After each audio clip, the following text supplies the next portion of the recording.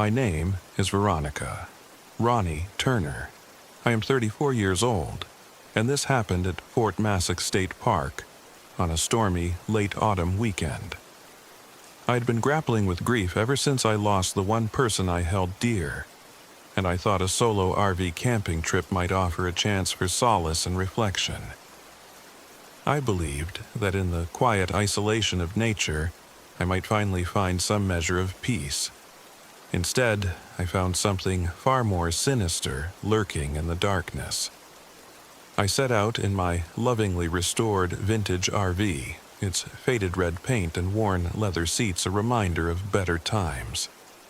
The engine hummed steadily as I made my way toward the remote corners of Fort Massac. However, almost immediately I noticed minor glitches. The RV's electrical system would flicker unexpectedly, and the battery seemed to drain faster than it should. I chalked it up to old age and the vagaries of a well-traveled machine, but a seed of unease had already taken root in my mind. Upon arriving at Fort Massac State Park, I met a kindly park ranger at the entrance. He gave me a warm smile, but in a low, cautious tone, warned me about strange happenings in these parts. He spoke of a vengeful banshee, a ghostly figure whose mournful wails were said to foretell doom. I smiled politely and reassured him that I was only there to find a little peace. Deep down, though, his words made me shiver. That first night, as darkness swallowed the landscape, a thick, unnatural fog began to roll in.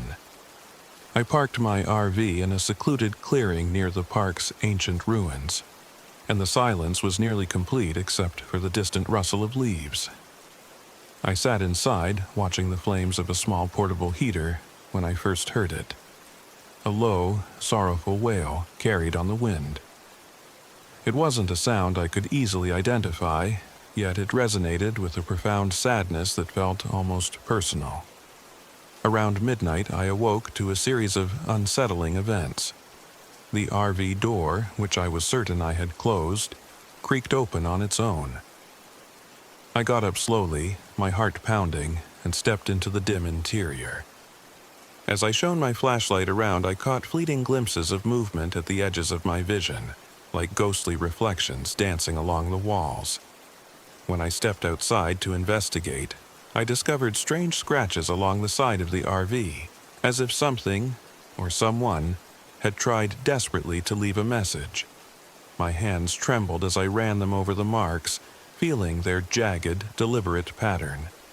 The wailing returned, louder and more insistent than before, echoing across the silent woods. Each cry seemed to pull at the threads of my grief, dredging up memories I had long tried to bury. I tried to convince myself it was only the storm, or perhaps my imagination running wild under stress, but the sense of foreboding was undeniable. Determined to get to the bottom of these disturbances, I decided to leave the RV for a short while to inspect the surrounding area. The rain had begun to fall in heavy, relentless sheets, and the wind whipped through the trees with a fury that made every step feel treacherous. As I made my way along a narrow forest trail, I stumbled upon an old woman, huddled under a gnarled oak. She introduced herself as Agnes, a woman with a weathered face, eyes bright with a mysterious inner light. Agnes spoke in a hushed, urgent tone. "I've been here many years, child. I, too, have heard the banshee's cry. It's not just a ghost, it's a manifestation of sorrow and regret. It feeds on grief, and I've seen it claim those who haven't faced their past." Her words sent a chill down my spine. I tried to ask her more, but the storm's howling wind swallowed her words, leaving only fragments of a warning in the air. Returning to the RV, my thoughts were in turmoil. Every creak, every whisper of the wind, felt charged with a malevolent presence. The banshee's wails, now a constant refrain, invaded my thoughts.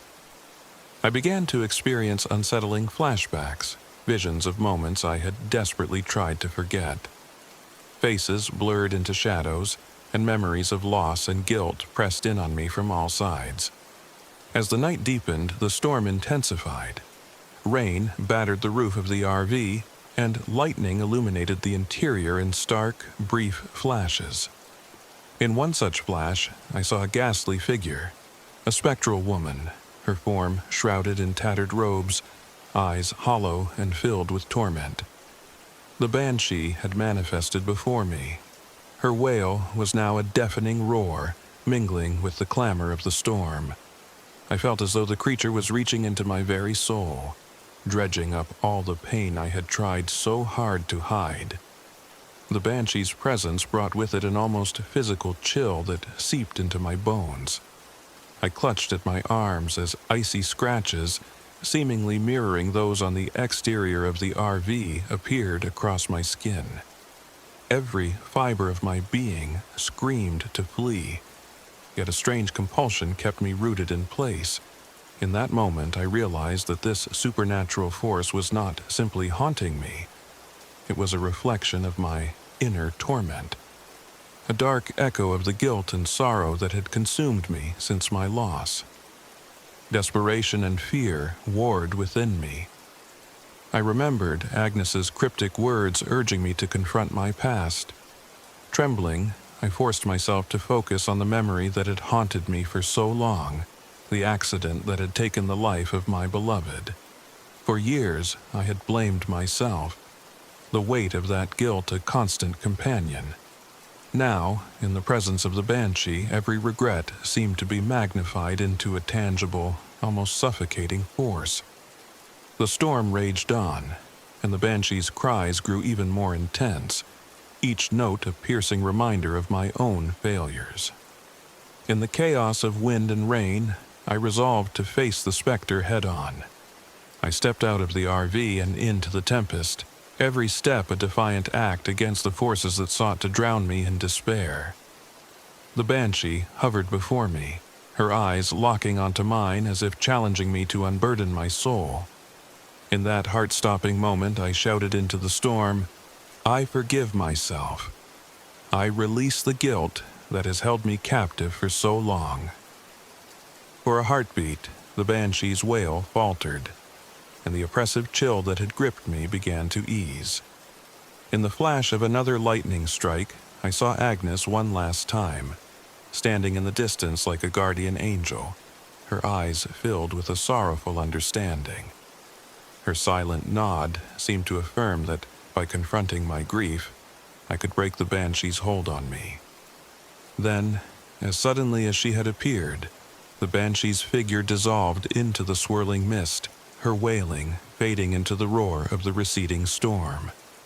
I stood there, drenched and shaking, unsure if what I had experienced was real or a hallucination born of my broken heart and the violent weather. When I finally made my way back to the RV, the world felt different, less oppressive, as if a weight had been lifted from my soul. In the pale light of dawn, the storm began to subside. The battered RV bore the marks of the night's terror, scratches on its metal sides, dents that glinted in the weak morning sun. I inspected my own skin, finding remnants of the inexplicable marks that had appeared during the banshee's assault. They were real, physical reminders that some horrors leave scars beyond the mind. Later that morning, local authorities arrived to assess the damage caused by the violent storm. Their skepticism was palpable as they listened to my story, an account of ghostly wails, spectral apparitions, and a confrontation with the manifestation of grief. They chalked it up to stress and the harsh conditions of a fierce autumn storm, but as they examined the scratches on my skin and the physical damage to the RV, even their doubts wavered. I spent the rest of that day quietly packing up, the lingering echo of the banshee's cry mingling with my thoughts. The experience had left me scarred, emotionally and physically, but it also kindled a spark of determination. I realized that my grief, while an inescapable part of me, did not have to define my future. I needed to seek help, to confront my past fully, and to begin the long journey toward healing. As I drove away from Fort Massac State Park, the landscape gradually returning to its familiar benign self, I couldn't shake the feeling that part of the banshee's sorrow had latched onto me. Every so often, when the wind howled just right, or a distant cry echoed through the trees, I'd pause and wonder if I had truly freed myself, or if the specter of my guilt might one day return. I share my story not as a tale of supernatural terror alone, but as a testament to the power of confronting the darkness within. The banshee, whether real or a manifestation of my shattered heart, forced me to face the pain I had long tried to escape, and in doing so I found the strength to forgive myself and to seek a path forward, however uncertain it might be. The scars remain, both on my skin and in my soul, but they serve as a reminder that sometimes the most terrifying battles we face are those we wage within ourselves.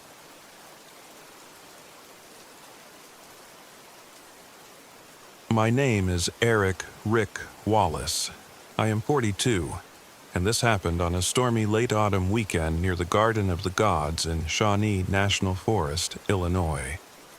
I'd spent years trying to outrun my past, a past riddled with mistakes and ghosts that wouldn't let me rest. As an ex-cop, I'd seen things that defied explanation, and yet nothing prepared me for the journey I was about to take in my vintage RV. I hoped the solitude of the wilderness might help me process the guilt that had haunted me since a fateful case went wrong. I needed redemption, and maybe, just maybe, a fresh start. The RV, a relic much like myself, had seen better days. Even before I left the city, the electrical system had begun to act up. Flickering lights and random power surges had become a constant annoyance, and the GPS kept glitching, rendering my route more a hopeful guess than a planned itinerary. But I pushed on, determined to reach the remote area known locally as Devil's Highway, a stretch of road infamous for its eerie reputation and the occult symbols carved into the surrounding rock formations. I arrived at Garden of the Gods on a night when the sky was a deep, bruised purple, and a relentless downpour hammered the forest floor. The RV's engine coughed and sputtered, and for a moment I felt the isolation intensify. With my phone dead and the GPS rendered useless, I was truly on my own. I parked near a rocky outcrop where ancient stone formations jutted out like the remnants of some long-forgotten civilization.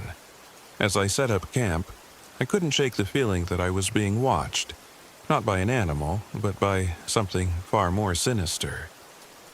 Later that night, while the storm raged outside, I decided to take a short walk to clear my head. The rain soaked through my jacket, and the howling wind made every step treacherous. As I trudged along a narrow, muddy trail, I noticed strange carvings on the rocks, symbols that looked disturbingly like occult sigils. They were etched deeply into the stone, worn by time yet unmistakably deliberate. A chill crawled up my spine. I'd heard rumors of a cult that once worshipped the devil in these parts, but I'd never imagined stumbling across tangible evidence of their existence. Driving along Devil's Highway later that evening was an exercise in dread. The road was deserted, slick with rain and illuminated only by the sporadic flashes of lightning. I couldn't shake the sound of whispers that seemed to echo around me. Faint, accusatory murmurs that felt as if they were coming from the darkness itself, whispering my name and dredging up memories of past failures. At every bend, I half expected to see a pair of eyes glimmering in the dark, judging me. Back at the RV, sleep was elusive. The rhythmic pounding of rain against the roof was disrupted by distant, disembodied voices that seemed to drift on the wind. Nightmares plagued me. Vivid flashes of that unsolved case, the mistakes I'd made, and the innocent lives lost because of my oversight. In these dreams, a shadowy figure with cold, merciless eyes silently condemned me. And no matter how much I tried, I couldn't escape the crushing weight of guilt. The next day, still reeling from a night of restless torment, I decided to explore the area on foot. With a heavy heart, I wandered away from the RV and along a rugged path that led deeper into the forest. My thoughts were a jumble of regret and determination to uncover any clues that might explain the unsettling phenomena I'd been experiencing. It was then that I discovered an abandoned campsite hidden beneath overgrown brambles. Among the scattered debris lay an old, leather-bound diary, its cover weathered and stained by time. My hands trembled as I opened it, revealing pages filled with desperate scrawls and cryptic entries. The diary belonged to a man named Jonathan, a cult member who chronicled the dark history of his group, a cult that worshipped the devil and sought to forge a pact with unholy forces. Jonathan's words painted a picture of ritualistic gatherings held under the cloak of darkness, and of a notorious local figure who led the cult with a zealot's fervor. As I read on, a dreadful realization began to take shape. The diary hinted that this cult had once been active in the very area where I now found myself, and their legacy might be far from dormant. There were suggestions that a case from my past, a case I'd mishandled, had unwittingly provided the cult with the evidence or perhaps the opportunity they needed to summon their unholy patron. My heart pounded as I absorbed this revelation. Could it be that my own negligence had set in motion events that lingered in these cursed woods? The line between personal guilt and supernatural horror blurred before my eyes. Every unexplained noise, every flicker of malfunction in the RV, now seemed imbued with malevolence. I felt an overwhelming urge to escape, yet I knew that running would only lead me to face the consequences of my past. That night, the supernatural phenomena escalated. The temperature in the RV dropped dramatically, and I could see my breath in the air.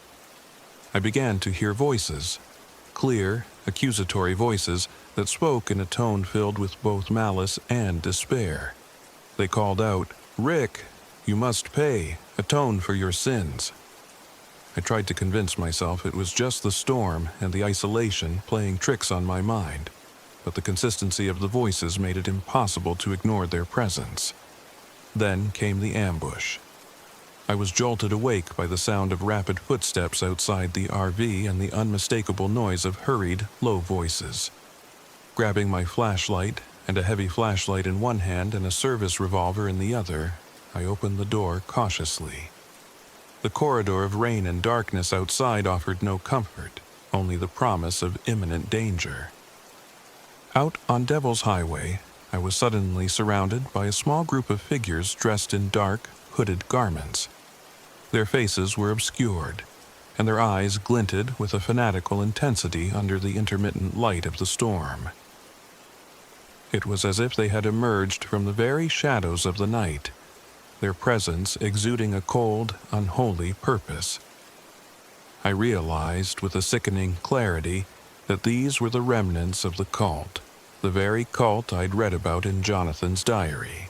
They moved with a coordinated, predatory precision, encircling the RV and cutting off any chance of escape. I ducked behind the vehicle as one of them shouted something in a language I couldn't understand. In the ensuing chaos, I bolted down the rain-soaked road, my boots splashing through puddles, the cultists' chants echoing behind me. The rain blurred my vision, and adrenaline fueled my every step as I fought against the terror that threatened to consume me. My frantic escape led me to an old, abandoned chapel nestled deep in the forest, a relic of a bygone era that had long since fallen into ruin. Its crumbling stone walls and shattered stained glass windows spoke of neglect and sorrow. I stumbled inside, heart hammering in my chest, and slammed the door behind me, hoping to barricade myself from the cultists outside. Inside the chapel, the air was heavy with decay and the lingering stench of burnt incense. Shadows danced across the walls as lightning illuminated the broken altar and worn pews. I pressed myself against a cold wall, trying to catch my breath and formulate a plan. I knew that the confrontation was inevitable. The cult was not about to let me simply vanish without settling old scores. In the silence of the ruined chapel, I heard footsteps echo in the vast emptiness. Slowly, a figure emerged from the gloom. A man whose presence radiated a chilling authority. It was the cult leader, the very man described in Jonathan's diary, cloaked in darkness and exuding an aura of malevolence.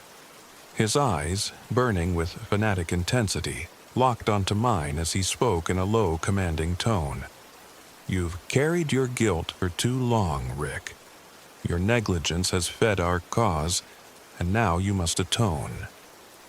His words cut through the air like a knife, dredging up memories of the case that had shattered my life. The confrontation that followed was a desperate melee, a violent struggle that blurred the boundaries between physical combat and the supernatural.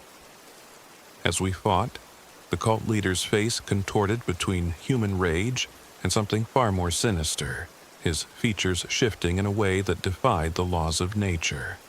Every blow I exchanged with him was laced with the weight of my past transgressions and the promise of a dark retribution.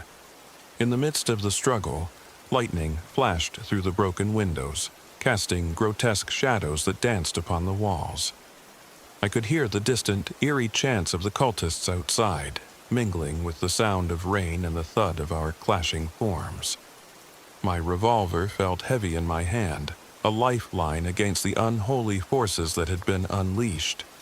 With every desperate moment, I fought not only for my life, but for a chance at redemption. A chance to silence the accusatory voices that had haunted me for so long. At the climax of the battle, battered and bleeding, I managed to overpower the cult leader. His eyes widened in shock as he crumpled to the cold stone floor, his final ragged breath echoing through the ruined chapel. The cultists outside, realizing that their master was defeated, began to disperse into the dark forest, leaving me alone in the eerie silence that followed the storm. In the aftermath of that brutal confrontation, I remained in the chapel until dawn. The storm had finally begun to subside, and the oppressive darkness slowly gave way to the weak, gray light of early morning. My body ached, and my clothes were soaked through, but a small spark of hope had ignited within me. I realized that facing the demons of my past, both human and supernatural, had not destroyed me, but rather set me on a path toward atonement. With the first light of day filtering through the shattered stained glass, I made my way back to the RV. The vehicle, too, bore the scars of the night's terror. Flickering lights and a battery nearly drained, reminders of how isolation and neglect can compound when haunted by forces beyond our control. I drove away from Garden of the Gods along Devil's Highway, every mile a step away from the darkness of that night, yet also a reminder that some evils, whether born of human frailty or occult power, never truly vanish. I know now that redemption is not a destination but a journey, a constant battle against the shadows of our past. The memory of that storm, the occult symbols carved into ancient stone, the echo of the cult's chants, and the haunted eyes of the cultic leader will remain with me always. They serve as both a warning and a testament to the fact that the line between our personal demons and the supernatural can be perilously thin. I share my story not to glorify the darkness I encountered, but as a confession and a reminder that sometimes the price of neglecting our responsibilities can be far greater than we ever imagine. And on nights when the wind whispers along Devil's Highway, I can still hear those faint accusatory murmurs, reminding me that even when we think we've escaped our past, it can find us in the most desolate, storm-soaked corners of the world. Oh, 3 Mini.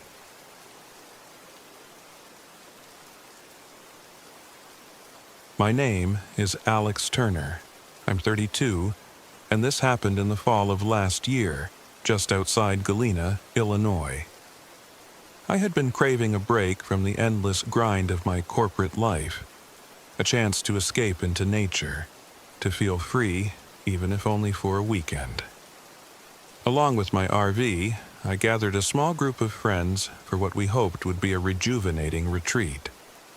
With us were Sarah Ramirez, whose empathetic nature and adventurous spirit brought warmth to our group; Ben Lawson, our charming yet unpredictable wild card; and Maya Chen, quiet and enigmatic, whose fascination with local folklore often led us into unexpected territory. We arrived at a secluded clearing near the banks of the Galena River on a cool, foggy October evening. The RV, an aging beast of a machine with its mismatched and questionable equipment, a sputtering generator, a barely reliable GPS, and camping gear that had seen better days, seemed almost as worn out as I felt. We were far from civilization now, and the isolation began to feel less like a luxury and more like a trap. At first, the setting was enchanting. The trees, their leaves a tapestry of burnt orange and deep crimson, swayed softly in the wind. But there was an uneasy stillness in the air, as if the forest itself were holding its breath. While setting up camp, I noticed something odd. Symbols crudely carved into the bark of several trees, their meanings lost to time but radiating an unsettling energy. I mentioned it to the group, but the others dismissed it as the work of bored locals or vandals. That night, with the generator failing again as darkness closed in, we huddled around a small, struggling campfire. The fire cast long, trembling shadows that danced among the trees. I couldn't shake the feeling that we were being watched. Sarah's eyes often darted to the tree line, as if expecting someone, or something, to emerge from the darkness. Ben, ever the joker, tried to make light of it, but even his humor had an edge of nervousness. Maya sat quietly, her gaze fixed on the forest, as if deciphering secrets hidden in the night. It wasn't long before the first real sign of trouble appeared. I was out on a short walk with Maya, trying to check on the perimeter of our campsite, when we heard a low, guttural sound that sent shivers down my spine. We paused near an old, moss-covered boulder when Maya's camera, she never left it behind, recorded a series of rapid, erratic noises. I reviewed the footage on her screen. There, in the flickering shadows, was a fleeting glimpse of a figure that moved unnaturally fast, almost too contorted to be human. Maya's eyes widened, and for the first time, I saw genuine fear in her expression. The following morning, after a restless night of fitful sleep and whispered conversations, we decided to explore a nearby abandoned campsite that we had noticed on our initial walk. The site was a grim collection of charred offerings, a circle of stones arranged meticulously on the ground, and crude carvings that ominously referenced something called the Wendigo King. The local lore was murky at best, but the carvings suggested that this wasn't mere folklore, it was ritual, and it had been performed not long ago.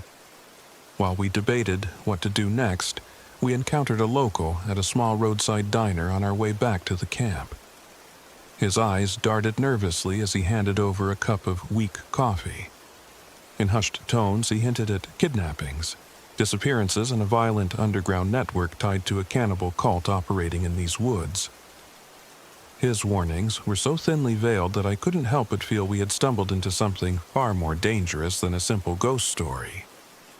That evening, as a sudden storm rolled in, the tension among us escalated. The RV's generator sputtered to a final stop, plunging us into complete darkness. The relentless rain battered the metal roof, and the wind carried strange, mournful sounds from deep within the forest. Amid the chaos, Maya went missing. I awoke to find her tent empty and her camera abandoned on the damp ground. Its lens cracked, recording muddy footprints that led into the inky black woods. Panic surged through me as I rallied Sarah and Ben to search for her. We combed through the rain-soaked underbrush, our flashlights barely cutting through the dense gloom. Every snap of a twig and rustle in the brush made our hearts pound harder. Then, without warning, we were ambushed. A group of masked figures emerged from the shadows, locals adorned with crude, ritualistic tattoos. Their eyes were cold, their movements calculated, and before we could react, they circled us like predators. In the ensuing chaos, a violent struggle erupted. I fought with a determination born of sheer survival instinct, swinging a rusted metal pipe we'd scavenged from the RV. Sarah screamed as she was grabbed by one of the assailants, while Ben, oddly detached, seemed to slip away into the melee. Amid shouts and the clatter of combat, I managed to push one of the attackers away, only to see a flash of recognition in his eyes, a recognition that hinted at betrayal. The confrontation was brutal. The attackers overpowered us with coordinated strikes. I watched in horror as Sarah was dragged toward the forest, her muffled screams piercing the storm. In the frenzy, I managed to fend off one attacker long enough to catch a glimpse of Ben conversing with a cloaked figure in the distance, a figure that unmistakably led the cult. It was as if Ben had orchestrated our ambush, his charming smile now replaced by a cold, calculating stare. The betrayal cut deep, leaving me reeling with disbelief and anger. I scrambled after Sarah, desperate to save both her and Maya. The forest had transformed into a labyrinth of terror. In the thick of the storm, I caught sight of a towering figure emerging from the darkness, the Wendigo King. It was a grotesque sight, gaunt and emaciated, its eyes burning with an unholy light, moving with a supernatural, predatory grace. The creature's presence was both physical and metaphysical, as if it commanded the very essence of the wilderness around us. My mind raced as I battled between fighting this monstrous entity and rescuing my friends. Sarah's distant cries drove me forward, and I felt a surge of adrenaline as I engaged the creature. With a makeshift weapon in hand, a broken piece of metal and sheer desperation, I attacked, every nerve on high alert. The Wendigo King was relentless, its movements a blend of animalistic savagery and eerie, almost preternatural intelligence. In the midst of the struggle, I found Sarah tied up in an abandoned barn that we had taken shelter in. The barn's dilapidated walls and creaking beams were the last remnants of a once robust structure, now a theater for our nightmare. Inside, I discovered evidence of Maya's abduction, her belongings scattered, a single shoe lying in a pool of mud, and a final, gut-wrenching sight. Ben's jacket, stained with blood, lying abandoned near a shattered mirror. I fought my way through the barn, my every step punctuated by the creature's raspy breaths and the distant chants of the cult members outside. In a heart-stopping moment, I cornered one of the attackers. Under the dim light of a broken window, the man's eyes filled with a mix of fear and fanaticism as he muttered, "The Wendigo King demands sacrifice." The words sent a chill down my spine. Using the distraction, I untied Sarah, her eyes filled with tears of terror and betrayal. She whispered that Maya was still out there, her fate uncertain. With the creature prowling outside and the cult gathering strength, our situation felt increasingly desperate. I urged Sarah to stick close, every instinct screaming that our chances were slim, yet the thought of leaving Maya behind was unbearable. We made a desperate dash through the storm, weaving through the maze of trees, our pursuers in hot pursuit. I managed to fend off several attackers along the way, but the horror of Ben's treachery gnawed at me. I couldn't understand how someone I'd considered a friend could betray us so completely. The realization was a bitter pill, one that stung even as we fought for our lives. In a final harrowing confrontation, we reached a clearing where the cult had gathered around a massive bonfire. Their chanting reached a fever pitch, and in the center of the circle stood the Wendigo King, its form both terrifyingly real and nightmarishly surreal. I felt the weight of every decision I'd made in that moment, every misstep leading to this cataclysm. With no clear escape, I charged into the midst of the cult, determined to disrupt the ritual and rescue Maya. The clash was brutal. Steel clashed against the creature's claws, and the screams of the fallen mingled with the infernal howls of the Wendigo King. Amid the chaos, I caught a glimpse of Maya, crumpled on the ground, her eyes vacant and her body trembling. She was alive, but something in her had changed. A dark spark that hinted at possession or a lingering curse. The fight left me battered and scarred, both physically and emotionally. I managed to drive the creature back long enough for the remaining cult members to scatter into the night, but the cost was immeasurable. Ben lay dead, a grim testament to his betrayal, and the forest echoed with the anguished cries of those lost to the nightmare. In the aftermath, Sarah, Maya, and I stumbled back to civilization, our bonds forever altered by the horrors we'd witnessed. The once promising weekend had become a descent into darkness, where trust was shattered, survival was uncertain, and the specter of the Wendigo King loomed over every memory. Even as we sought help and shelter, the whispers of the forest and the lingering presence in Maya's eyes reminded me that some evils refused to be left behind. Now, as I sit in a quiet hospital room recovering from injuries sustained that night, I still hear the distant echo of chants in the wind and see shadows moving where there should be none.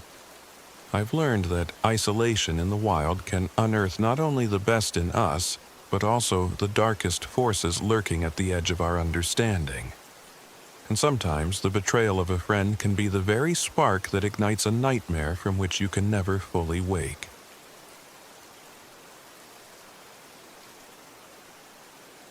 My name is Jonah. I am 33 years old.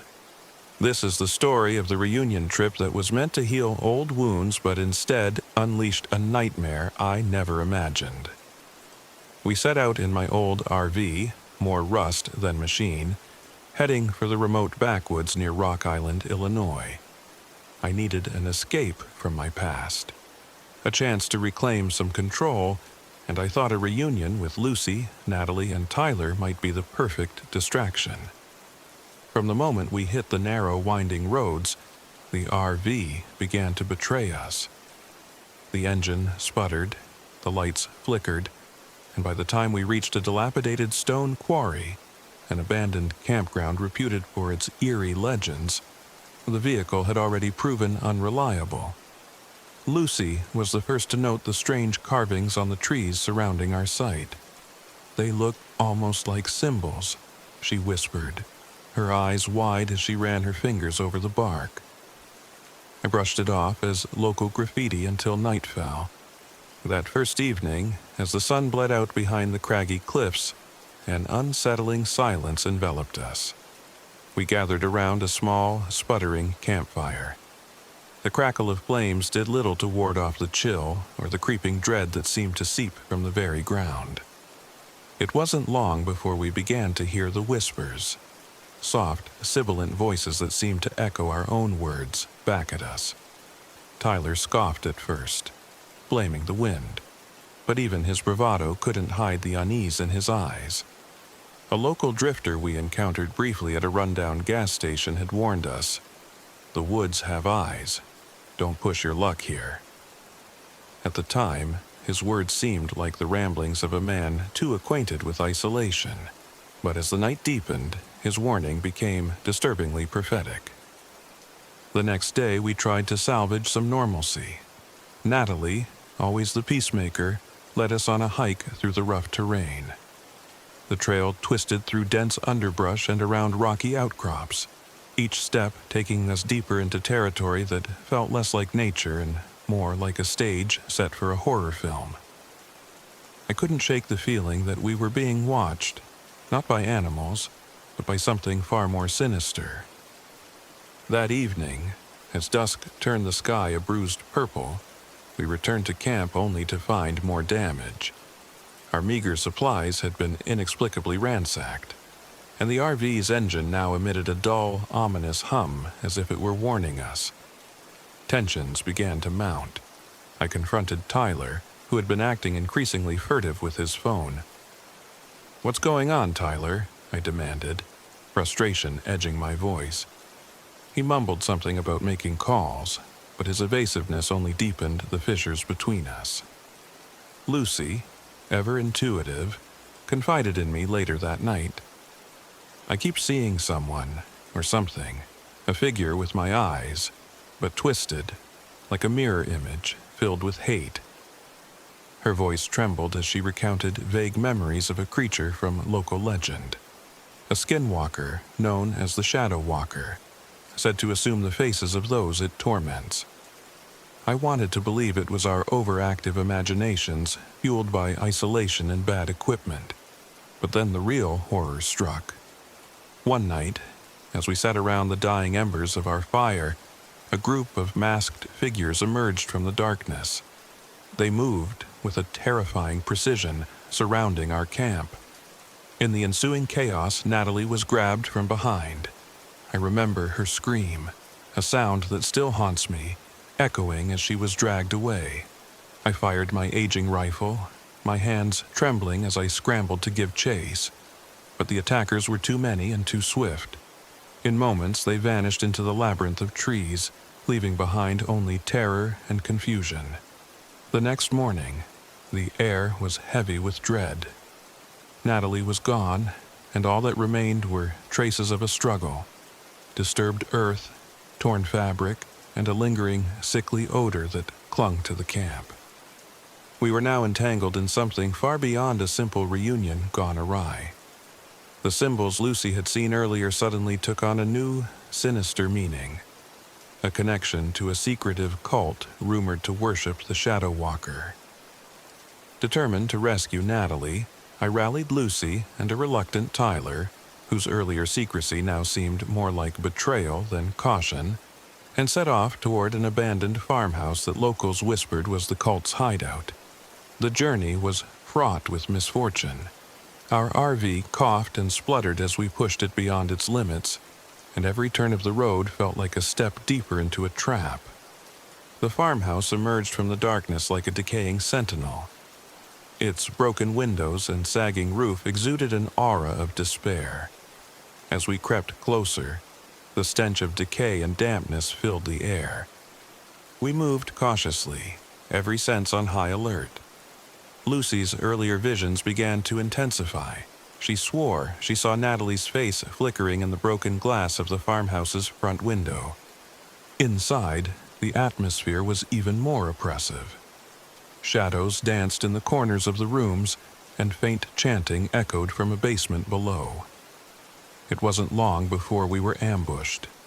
Cult members, masked and armed, descended upon us with brutal efficiency. In the melee, Tyler was overpowered and captured, his protests muffled by the rough hands that dragged him away. I fought desperately, a mix of rage and desperation propelling me forward. The cult members were relentless. In the chaos, Lucy was struck from behind, and I felt her body jerk violently as if something else had taken control. When she recovered, her eyes were glassy, and her voice came out in a guttural tone, a voice that was not entirely her own. For a terrifying moment, I believed that she was possessed by the very entity we sought to defeat, the Shadow Walker. Amid the confusion, I managed to break free and retreated toward the basement, hoping to find clues about Natalie's whereabouts. The cellar was a macabre stage for ritualistic torment. I found Natalie, bound and battered, surrounded by crude symbols drawn in what looked like blood. Her eyes, though haunted, flickered with a spark of defiance as I freed her. But the moment was short-lived. The cult's leader, a gaunt, unnerving man, with eyes that burned with fanatical fervor, stepped forward and began chanting in a tongue that twisted the very air around us. Before I could react, Tyler was brought before us, his body bruised and broken. The cult had used him as a pawn, a sacrificial offering to the Shadow Walker. His betrayal stung deeply. He had been involved with these people, colluding behind our backs in a desperate bid to salvage something from his own troubled past. Now, his fate was sealed, and his presence served as a grim reminder of how far we had fallen. In a frenzy of violence, the cult members attacked. I fought with everything I had, a mixture of raw survival instinct and a desperate need to protect Natalie. Lucy, still under the grip of that otherworldly force, alternated between fighting alongside us and lashing out in moments of terrifying possession. The farmhouse erupted into chaos, a maelstrom of screams, shouts, and the pounding of fists against flesh. The turning point came when I managed to ignite a stack of old rags near the altar in the basement. Flames roared to life, consuming the symbols and sending the cult members into a disoriented panic. In the midst of the conflagration, I grabbed Natalie's hand and dragged her toward a side door. Lucy, still struggling with the remnants of the possession, caught up with us. We could hear Tyler's agonized cries echoing from deeper within the farmhouse, a sound that chilled my very soul. Outside, the night air was harsh and unyielding. The farmhouse burned behind us, a beacon of our shattered hopes. Natalie was weak and in shock, and Lucy's eyes, though now clear, held the weight of what she'd experienced. As we huddled together in the dark, I felt the enormity of our loss. A friend captured and tortured by forces we scarcely understood, a traitor among us, and a supernatural horror that had torn our group apart. In the days that followed, local authorities were involved, but their investigation yielded little more than a trail of burned-out ruins and inexplicable symbols. Natalie remains physically scarred and haunted by the horrors of that night. Lucy, once so sensitive and intuitive, now carries a deep wariness of her own inner voice, knowing that it might one day betray her again. As for Tyler, his fate is uncertain. Some say he was left for dead in that farmhouse. Others whisper that he was taken by the cult to serve as an eternal sacrifice to the Shadow Walker. I continue to drive my battered RV, now a constant reminder of that fateful trip. Every engine sputter and every creak in the frame sends shivers down my spine. The isolation of the wilderness taught me that sometimes the true horror lies not in ancient legends or supernatural creatures, but in the betrayal of those you trust and the darkness that resides within each of us. Now, as I pass the rocky outcrops near Rock Island, I sometimes see a shadow flit across the horizon, a reminder that some things never truly leave, that the past can haunt you like a ghost in the night. And on quiet evenings when the wind whispers through the trees, I swear I hear voices calling my name, urging me to remember, to never forget the night when the Shadow Walker came for us.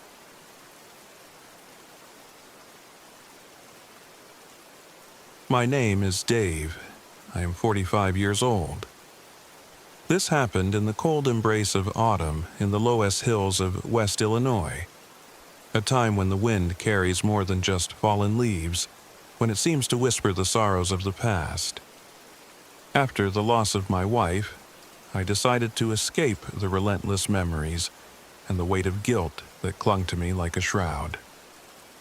I purchased an old RV in Moline, its faded paint and unreliable engine a mirror of my own battered spirit.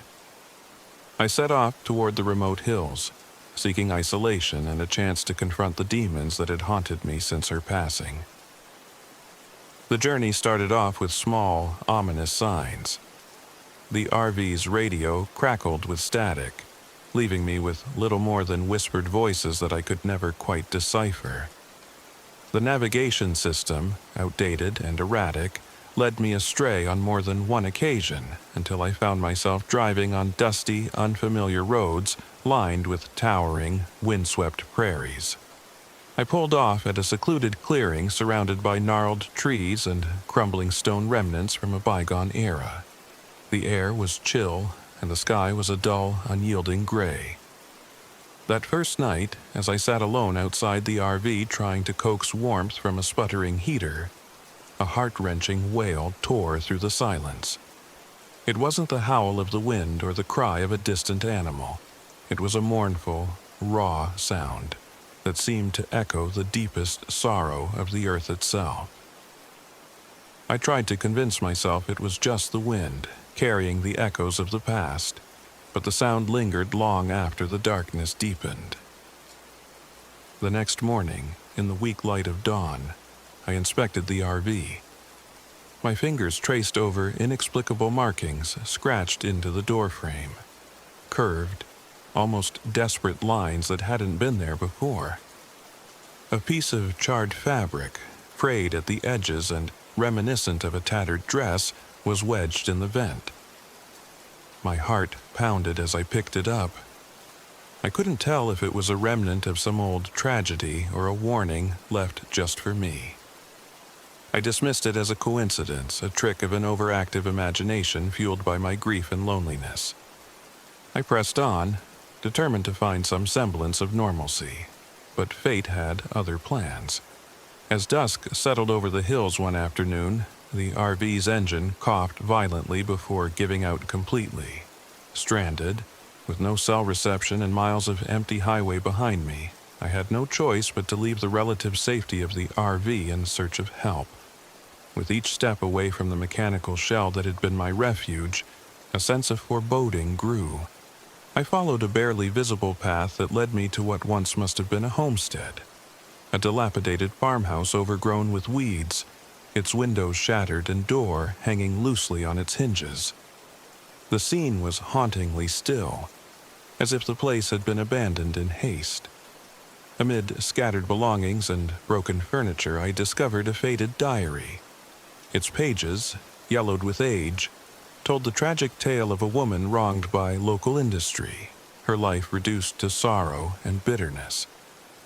As I read her words, I felt a strange kinship with her pain, a pain that resonated with my own loss. That night, I couldn't shake the feeling that I was not alone. While I camped near the ruins of the farmhouse, the wind again carried that sorrowful cry. Then, I saw her, a spectral figure drifting among the trees. The banshee, as the diary had hinted, appeared as a blurred image of a woman in a tattered dress, her face contorted in anguish. Her mournful wail grew louder, reverberating through the clearing, and with each cry, memories of my wife and my own unspoken regrets surged forward. I stood frozen, caught between terror and an inexplicable empathy. Was her sorrow an echo of a historical injustice, or was it reflecting the depths of my own guilt? My introspection was brutally interrupted the following day. While I was investigating the area around the farmhouse, I was ambushed by a small group of locals. They were vigilantes, rough, hardened people with eyes that burned with fanaticism and a deep-seated bitterness. In their eyes, I wasn't just a grieving stranger. I was someone connected to the very injustice that had damned the banshee's soul. They seized me roughly, dragging me away to an isolated barn on the outskirts of a nearby rural community. Inside the barn, the air was thick with fear and the metallic tang of blood. They interrogated me harshly, using rough hands and harsher words to force a confession for sins I had never committed. I was beaten physically and tormented psychologically. As I lay there, battered and confused, I overheard hushed conversations between the vigilantes. They spoke of the banshee's wail, a curse meant to bring retribution upon those responsible for the past wrongs. They believed that my presence here, as a descendant of a family intertwined with that tragic legacy, might awaken further supernatural wrath. My protestations fell on deaf ears as they mistook my grief for guilt. Then, as if the heavens themselves had opened in fury, a storm broke out that very night. Rain lashed against the barn, and thunder roared like the voice of an angry god. In the midst of the chaos, a series of unearthly sounds erupted, an intensified, sorrowful wail that filled the air. The vigilantes, momentarily distracted by the supernatural intrusion, turned on one another in panic and confusion. Amid the turmoil, I seized my chance. Barely coherent and weak from the beating, I slipped out through a side door, making my way into the storm-soaked night. Every step was a struggle as I navigated the muddy paths, the banshee's cries echoing in my ears. I ran without looking back, driven by a desperate need to escape both the wrath of the locals and the relentless, mournful specter that seemed to haunt every corner of these hills. I found refuge near the ruins of the farmhouse, where I had first encountered the diary. The place, already heavy with the residue of tragedy, now seemed to pulse with an otherworldly energy. As I hid among the shadows, the banshee appeared once more. This time, she was closer, her presence overwhelming and inescapable. Her face was a blur of sorrow and fury, and in the depths of her eyes, I saw reflections of my wife, a reminder of all that I had lost. The realization struck me with the force of a tidal wave. Her wail was not merely a harbinger of doom, but a mirror to my own guilt and unresolved grief. It was as if the wrongs of the past, both hers and mine, were inextricably bound. In that moment, I understood that I could no longer flee from my inner demons. I had to confront the truth of my own failings. With the banshee's mournful presence bearing down on me, I whispered a vow into the cold night, a promise to seek redemption, to honor the memory of those I had lost by living a life unburdened by secrets and regret. As the storm subsided, the banshee's cries faded into a sorrowful lullaby, leaving behind an eerie silence that was both unsettling and strangely liberating. I made my way back to the wreck of my RV, determined to salvage what I could. With scavenged parts from the ruins of the farmhouse and a makeshift determination born of raw survival instinct, I managed to coax the engine back to life. The local vigilantes, their fervor broken by the inexplicable supernatural events and the fury of the storm, slowly dispersed into the dark, leaving behind only fearful whispers about an eternal curse and a banshee who exacted her own twisted form of justice. Now, as I drive away from the Loess Hills under a blood-red sunset, I carry with me the scars of that harrowing ordeal. The memory of the banshee's final, sorrowful cry is etched deep within my soul, a reminder that some ghosts never truly fade away. I continue my journey with a heavy heart, but also a newfound resolve. I know that the path to redemption is long and arduous, and that the echoes of grief and guilt will always be with me. Yet, in the quiet moments between the hum of the engine and the rustle of wind through the trees, I sometimes hear her, a faint, distant wail carried on the breeze, as if the banshee is still out there reminding me that the past is never far behind. Whether she was a mere manifestation of historical injustice or a real force demanding accountability, I will forever live with her echo. And so I drive on, seeking solace and redemption, one lonely mile at a time.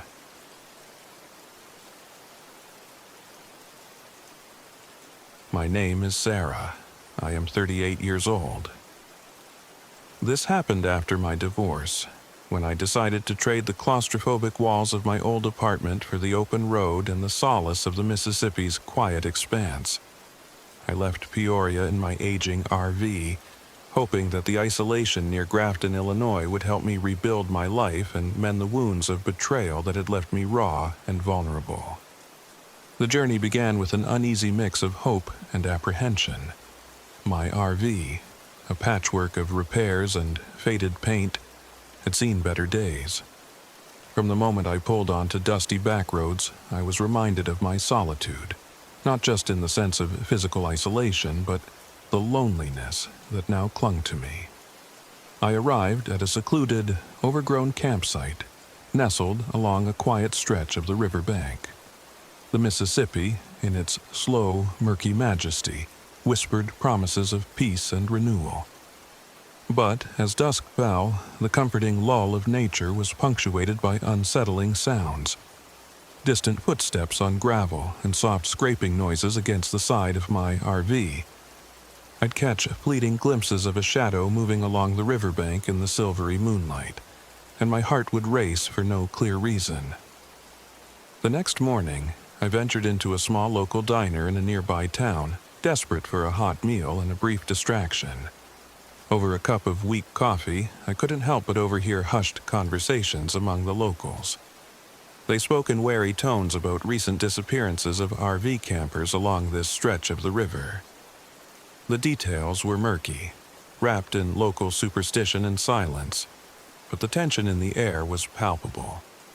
I tried to shrug it off as idle gossip, until I returned to my RV and found something that made my blood run cold.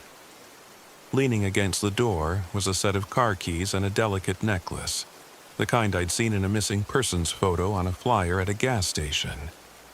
It was clear someone had been rummaging through my space, a thought that sent icy shivers down my spine.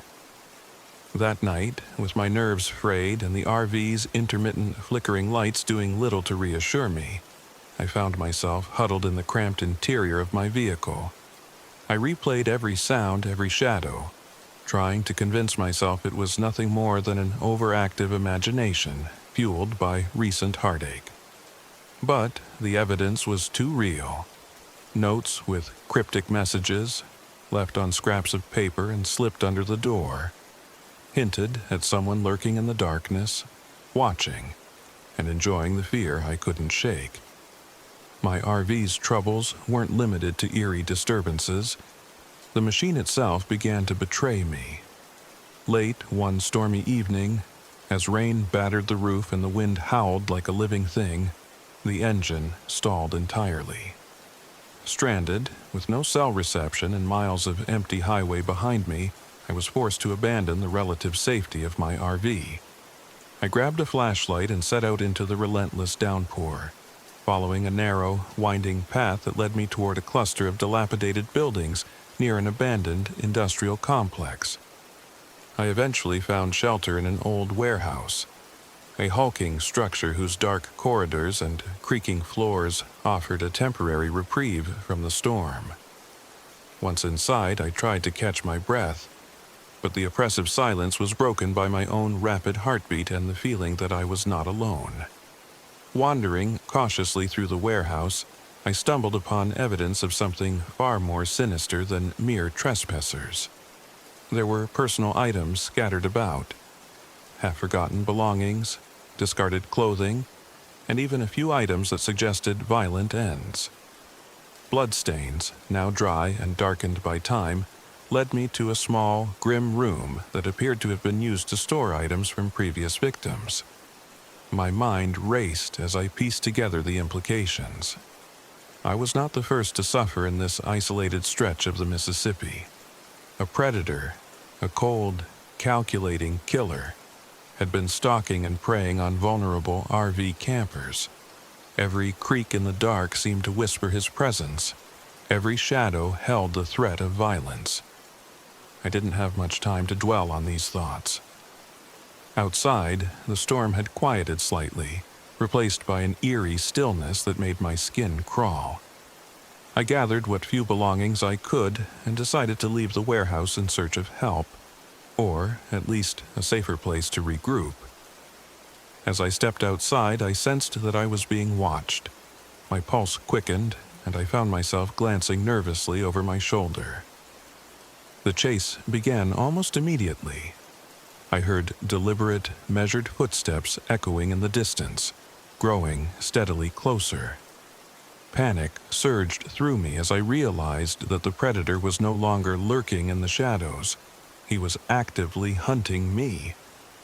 With nowhere to hide in the open, I darted toward the riverbank, my mind racing as fast as my feet.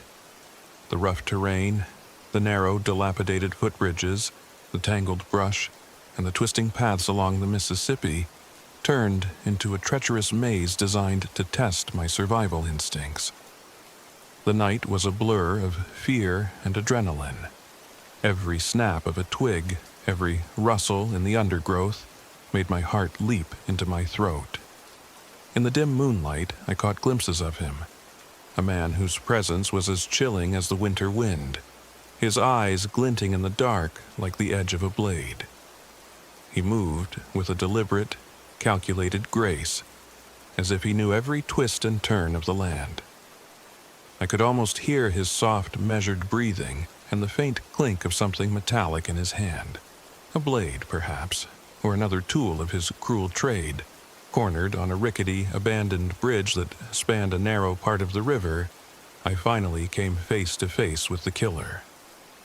The structure beneath my feet groaned under the strain, and for a moment I was suspended between survival and a death that seemed both inevitable and absurd. He emerged from the darkness with a chilling smile, his eyes cold and unfeeling, as though he derived a perverse pleasure from the hunt. The confrontation was brutal.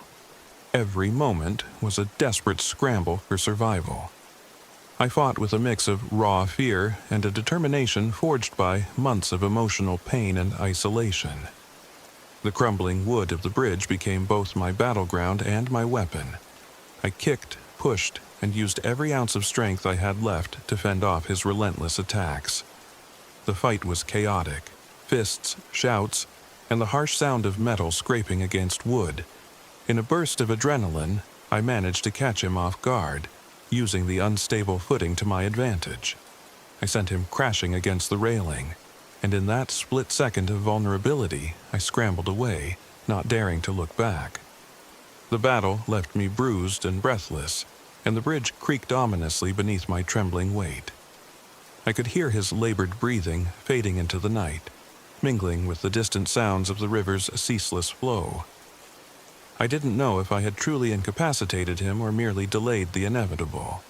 My heart pounded with both relief and terror as I forced myself to keep moving. I found a way back to my RV, a battered, familiar shell on the riverbank, now seeming like a lifeline amid the encroaching darkness. The assault had left its mark on me both physically and emotionally. I secured the RV as best I could, even though its mechanical troubles persisted, and attempted to call for help. The local authorities eventually arrived, but their investigation was as murky as the whispered rumors in that small diner. They confirmed that other campers had vanished without trace, but no concrete leads emerged about the sadistic predator who had stalked me. In the days that followed, I remained in a state of constant alert. The once soothing murmur of the Mississippi now sounded like a dirge, and every creak of my RV's failing engine was a reminder of the night I barely escaped death. I took stock of my battered body and soul, knowing that the ordeal had irrevocably changed me. I was no longer the grieving, solitary woman who had set out for solace. I was a survivor, scarred but determined to rebuild. I spent long, sleepless nights wrestling with the reality that the darkness I had encountered wasn't supernatural or imagined. It was all too real, a human evil that exploited isolation and vulnerability. Even as I began to piece my life back together, I could not escape the lingering dread that someone, or something, might still be out there, waiting in the shadows along the riverbank. As I drive away from Grafton now, along the winding highways that eventually lead back to civilization, I carry with me the heavy weight of my experiences. The scars on my body and in my mind serve as constant reminders that healing is a slow, uncertain process. Yet, I also feel a quiet determination, a newfound strength born from facing the darkest parts of humanity and surviving.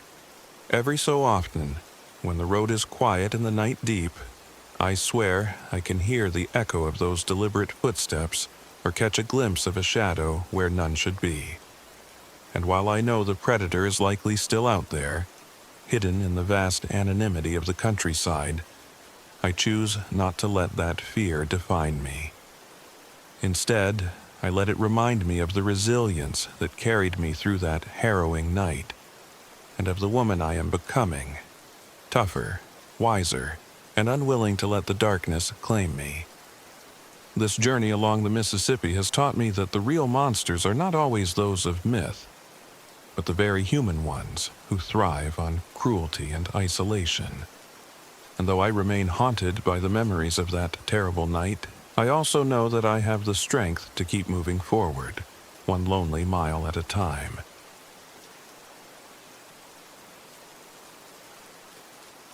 My name is Alex. I'm 32. This happened at Cave in Rock State Park, Illinois, a place where the legends of ancient indigenous symbols and eerie rock formations mingle with the modern scars of human greed and corruption.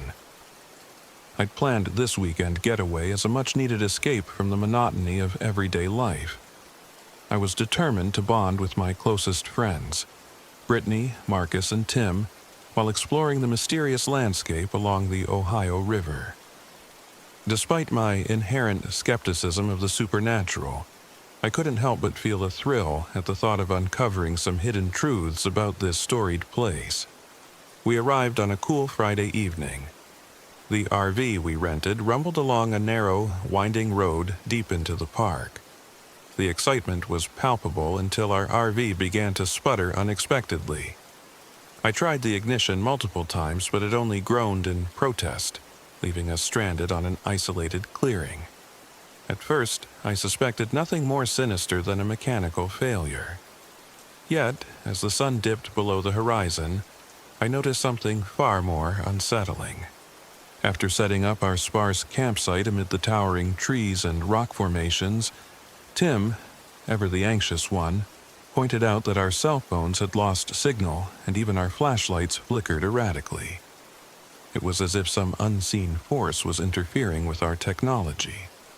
I dismissed it as a coincidence, but deep down, an uneasy feeling began to creep over me. The following morning, driven by a mix of curiosity and determination, Marcus convinced us to explore a nearby outcrop rumored to have ancient indigenous carvings.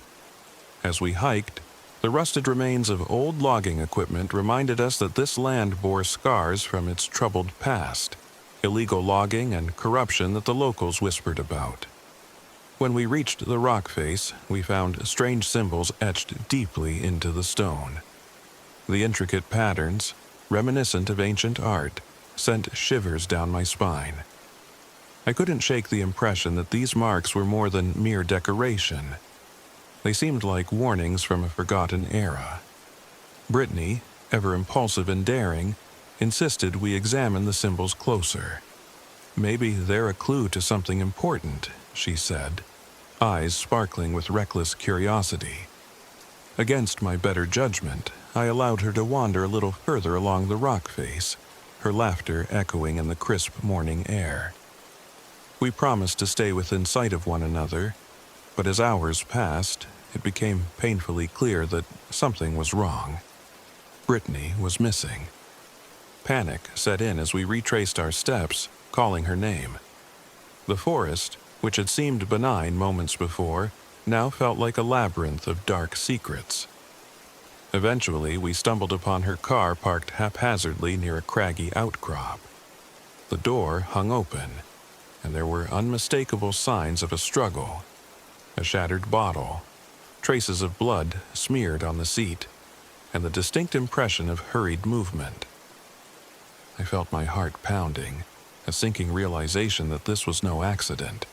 It wasn't long before local whispers and hurried notes left near the campsite revealed horrifying details. Brittany had been kidnapped by a violent cult of indigenous devotees who worshipped a creature they called Kaza, a shape-shifting skinwalker said to be the guardian of ancient traditions. According to their lore, Kaza could assume human form, twist into nightmarish shapes, and drive its victims to unspeakable madness. The cult believed that, through ritualistic torture, they could cleanse a person's spirit, preparing them for a higher, if twisted, purpose. In our frantic discussions on what to do next, tensions within our group began to fray. Marcus, who had always been quiet and enigmatic about his deep knowledge of local lore, suddenly became even more secretive. His eyes darted nervously as he murmured that he had been in contact with the cult, a revelation that shattered any remaining trust. He claimed that his intentions were purely academic, that aligning with them might grant forbidden insight. I felt a cold fury rising. Betrayal stung worse when it came from a friend. Tim, whose anxious nature usually made him the cautious one, was overwhelmed by the prospect of confronting both supernatural and human evils. "We need to get Brittany back," he insisted, his voice trembling with a mix of fear and determination. But how do we face something that doesn't seem entirely human? With no working vehicle and little choice, we resolved to venture into the depths of the forest. Marcus, despite his betrayal, offered to guide us to the cult's rumored hideout, a remote cabin deep in the woods. Every step of the journey was fraught with palpable danger. The trails we followed were rough, and we had to rely on maps that offered little help in the dense, untamed wilderness. Every rustle of leaves and distant rhythmic chanting, the kind that had first unsettled us at dusk, seemed to herald the presence of something unspeakable. The deeper we went, the more treacherous our situation became. Our already inadequate equipment, the flickering flashlights, the malfunctioning RV, left us vulnerable to both the elements and the unknown forces that lurked in the shadows. We encountered signs of illegal logging operations and local drug dealers who appeared to have ties with the cult. These human adversaries were just as dangerous as any supernatural threat, adding layers of complexity to our already perilous mission. In a chilling turn of events, we were ambushed by a group of cult members. Their eyes, wide with fanatic intensity, and their crude, ritualistic garb made it clear that they were ready to sacrifice anyone who stood in their way. In the ensuing chaos, Marcus attempted to lead a diversion, a desperate, misguided attempt to redeem his betrayal. But as he fought off one of the attackers, he was fatally wounded. I watched in horror as Marcus staggered backward, a pained expression contorting his face before he collapsed into the darkness. Whether he died on the spot or was later taken by the cult, I couldn't say, but his loss hit us all like a sledgehammer. Our grief and anger mingled into a steely resolve as we pressed on, fueled by the need to rescue Brittany. Guided by Marcus's fragmented directions and Tim's jittery determination, we finally reached the cult's hideout, a dilapidated cabin nestled within a grove of ancient, twisted trees. The air was heavy with the stench of decay and something far more sinister. Shadows danced in unnatural patterns, and the chanting grew louder, more frenzied. Inside, the scene was a macabre blend of ritualistic torture and madness. Brittany was there, bound and terrified, her eyes wide with a haunting mixture of pain and resignation. The cult members were in the midst of a ghastly ceremony, their voices rising in a discordant hymn to Kaza. And then, as if summoned by our intrusion, the creature itself revealed its true form. Kaza emerged from the darkness, a shifting, nightmarish amalgamation of human and beast. Its form was fluid, each moment a grotesque reminder that it could be anyone, or something beyond comprehension. The creature's eyes, deep pools of malevolence, seemed to probe our souls, exploiting our deepest fears. In that instant, all our conflicts, betrayal, grief, terror, merged into a single, desperate will to survive. The ensuing confrontation was a blur of violence and chaos. I grabbed a heavy iron rod from the ground and swung at the nearest cult member, my hands trembling as adrenaline surged through me. Tim, though terrified, fought with a determined ferocity. The cult members, armed with crude weapons and driven by fanatical zeal, proved to be formidable foes. But it was the unpredictable nature of Kaza that turned the tide. The creature's attacks were not merely physical, they invaded our minds, dredging up memories of loss, betrayal, and helplessness.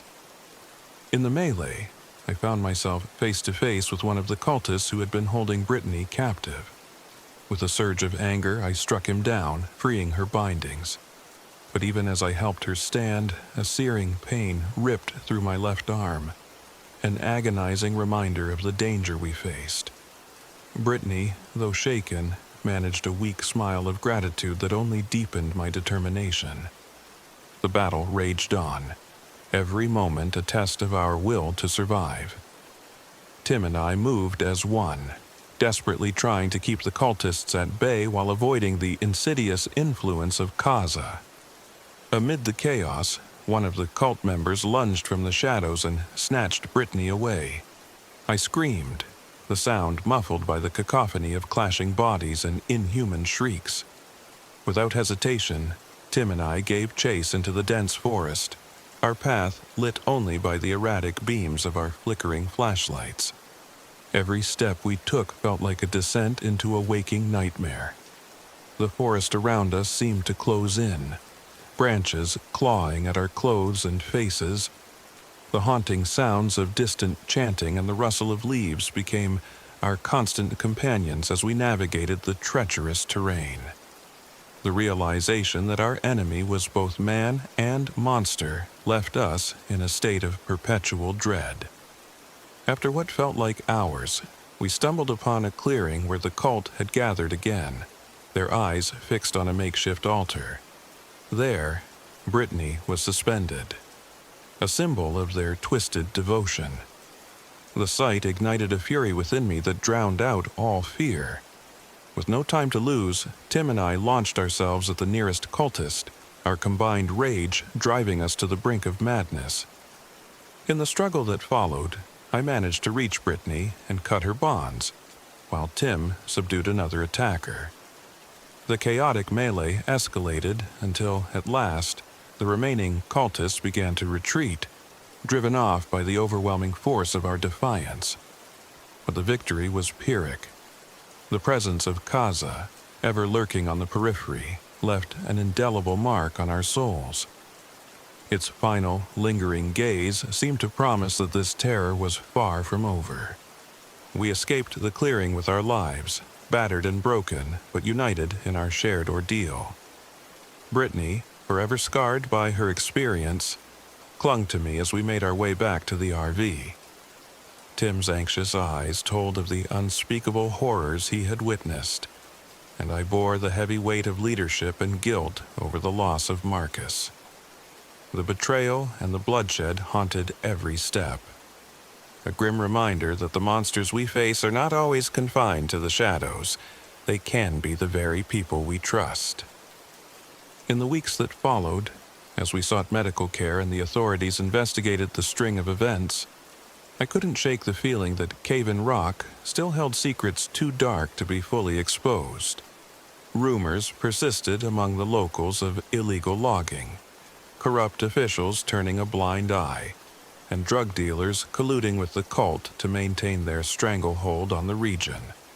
And sometimes, on quiet nights when the wind howled through my window, I swore I could still hear that faint, otherworldly chanting, a reminder that Kaza's malevolent influence had not been vanquished, but merely driven into hiding. My life was irrevocably altered by that fateful weekend. I carry with me the scars of betrayal, the loss of a friend, and the trauma of facing a horror that defies explanation. As I look back on those days, I wonder if true escape from such darkness is ever possible, or if the past always lurks in the periphery of our minds, waiting to reclaim its due. Even now, when I close my eyes, I see the shifting, nightmarish form of Kaza, and I hear the desperate cries of Brittany echoing through the trees. I know that the terror we faced in Caven Rock is a reminder of the fragile boundary between the natural and the supernatural, and of the terrible price we pay when that boundary is breached.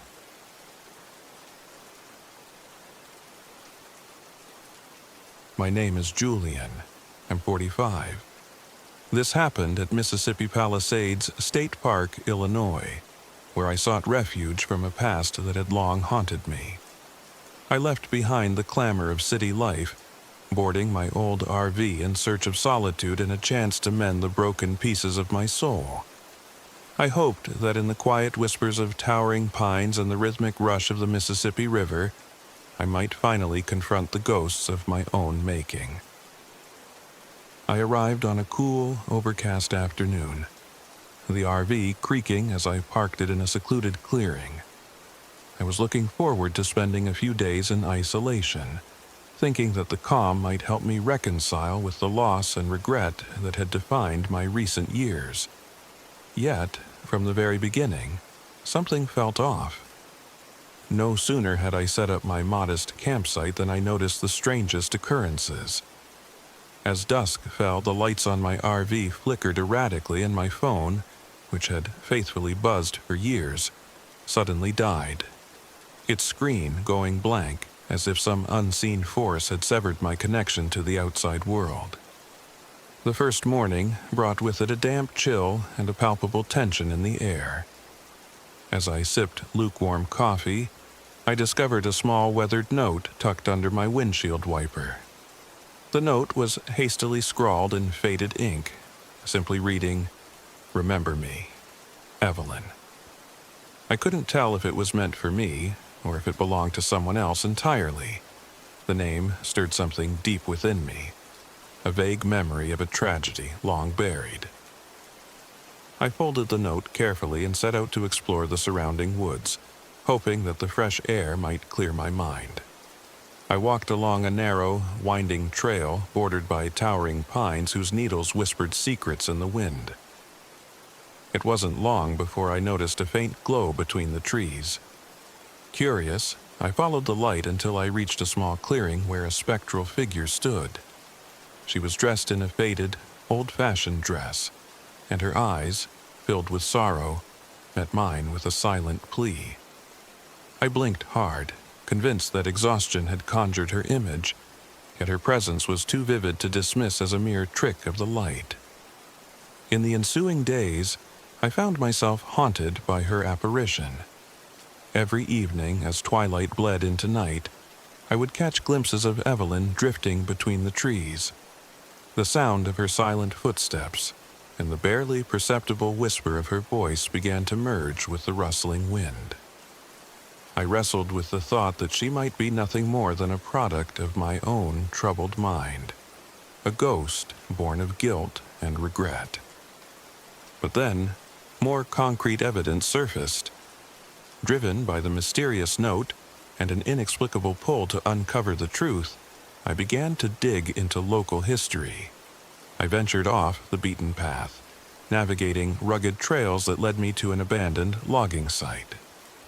The remnants of rusted machinery and faded photographs scattered around the area told a story of a forgotten tragedy, a logging accident that claimed many lives, including that of a young girl named Evelyn.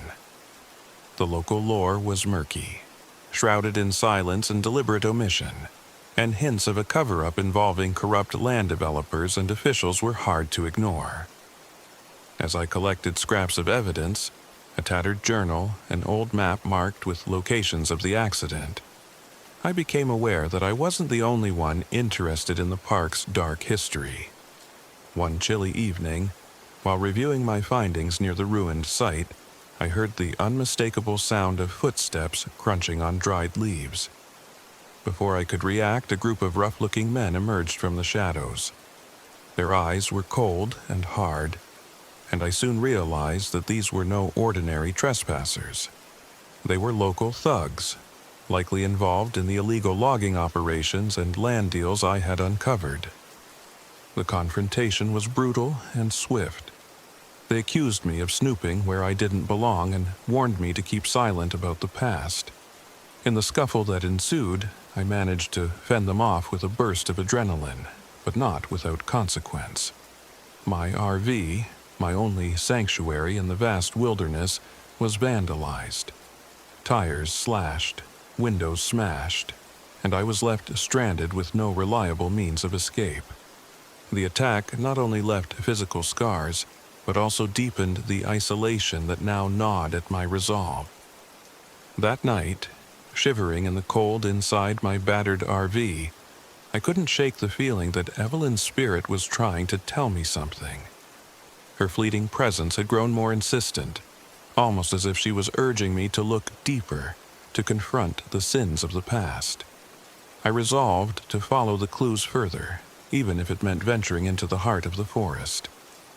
Guided by both my determination and the eerie apparitions, I stumbled upon a hidden cabin nestled among ancient, gnarled trees.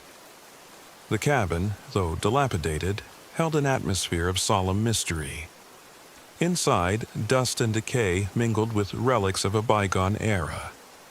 I found personal artifacts, old letters, photographs, and a detailed journal. The journal recounted the harrowing events of the logging accident, implicating local officials and businessmen in a deliberate cover-up. I learned that Evelyn had been one of the victims, a child whose life was snuffed out not by mere accident, but by negligence and greed. A cold dread settled in my stomach as I realized that the tragedy was more than a historical footnote. It was a festering wound in the fabric of the community. As I pieced together the fragments of Evelyn's story, a disturbing connection emerged, one that linked her fate with my own family history. I recalled whispered family tales of ancestral ties to the land and an involvement in the logging operations decades ago. The revelation was staggering, and guilt welled up inside me.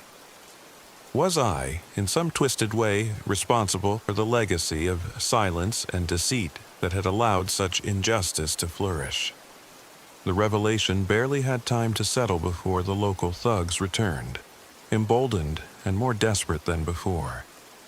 Their presence at the cabin confirmed my worst fears. I had become a target for those who wished to keep the past buried. Their violent intrusion left me no choice but to defend myself. In a desperate struggle, I fought back with everything I had. The dim light of the cabin flickered wildly as the confrontation escalated into a chaotic melee. Amid the struggle, I felt the oppressive presence of Evelyn, her spectral form materializing in the doorway, her eyes blazing with an intensity that defied the boundaries of life and death. In that surreal moment, as the thugs faltered and murmurs of disquiet spread among them, I sensed that Evelyn's intervention was more than a haunting. It was a benediction, a final plea for justice. The assailants, unnerved by the sudden manifestation of the ghostly figure, retreated into the night, leaving me battered but alive. I cradled the journal and the other evidence in my hands, knowing that I had uncovered a truth that demanded to be heard. The next day, under a storm-darkened sky, I made my way back to the ruined RV. Every step felt heavier, as if the weight of history itself was bearing down on me. I managed to contact a trusted journalist, someone who had a reputation for unearthing corruption and giving voice to the silenced. With trembling fingers, I sent off my evidence, my confession mingled with the raw fear and sorrow of the past. In the days that followed, as local authorities were forced to reopen investigations into the logging disaster, I found little solace. The scars, both physical and emotional, remained a constant reminder of the night when the past bled into the present. Evelyn's spectral visits became less frequent, but I could still sense her presence in the rustling of the pines and the soft, mournful wind that swept across the campgrounds. I began to understand that her spirit had been a call for redemption, a desperate attempt to right a wrong that had spanned generations. I eventually left Mississippi Palisades State Park, my RV more a symbol of the broken promises of solitude than a haven. The truth had been exposed, but the price had been steep. In the quiet aftermath, as I drove away from the park under a sky slowly clearing from stormy gray to a tentative blue, I carried with me a burden of guilt, sorrow, and an irrevocable connection to a tragedy I had never imagined was mine to bear. I know now that the journey to confront one's past is never easy, and sometimes the ghosts we face are not mere figments of imagination, but echoes of sins we never knew we inherited. Even as I try to move forward, the whispering of the pines and the faint, sorrowful voice of Evelyn remind me that some truths, once unearthed, leave an indelible mark on the soul. The past may be buried, but its roots dig deep, and its secrets have a way of reaching out from the darkness to claim their due.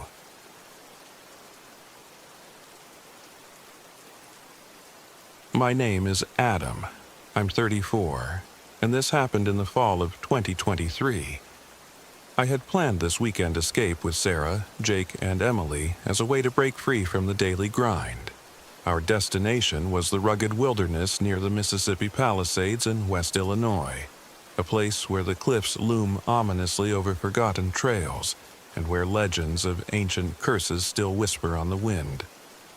I'd spent weeks preparing my old RV for the trip, despite knowing it was more temperamental than reliable. Sarah, my partner, is the practical one, cautious, empathetic, and a natural peacemaker. Jake, my longtime friend, brought along his usual mix of charisma and an undercurrent of arrogance that sometimes bordered on recklessness. Emily, quiet and observant, had a past that made her resilient in ways I admired. And then there was Rusty, my loyal German shepherd, whose instincts for trouble were as sharp as his bark. We hit the road on a crisp Friday afternoon, leaving behind the familiar urban sprawl for a chance to reconnect with nature. Initially, the drive was serene, punctuated only by the occasional radio static and the comforting hum of the engine. But as we neared the Palisades, the RV's radio began to fail, the GPS faltered, and a creeping sense of isolation set in.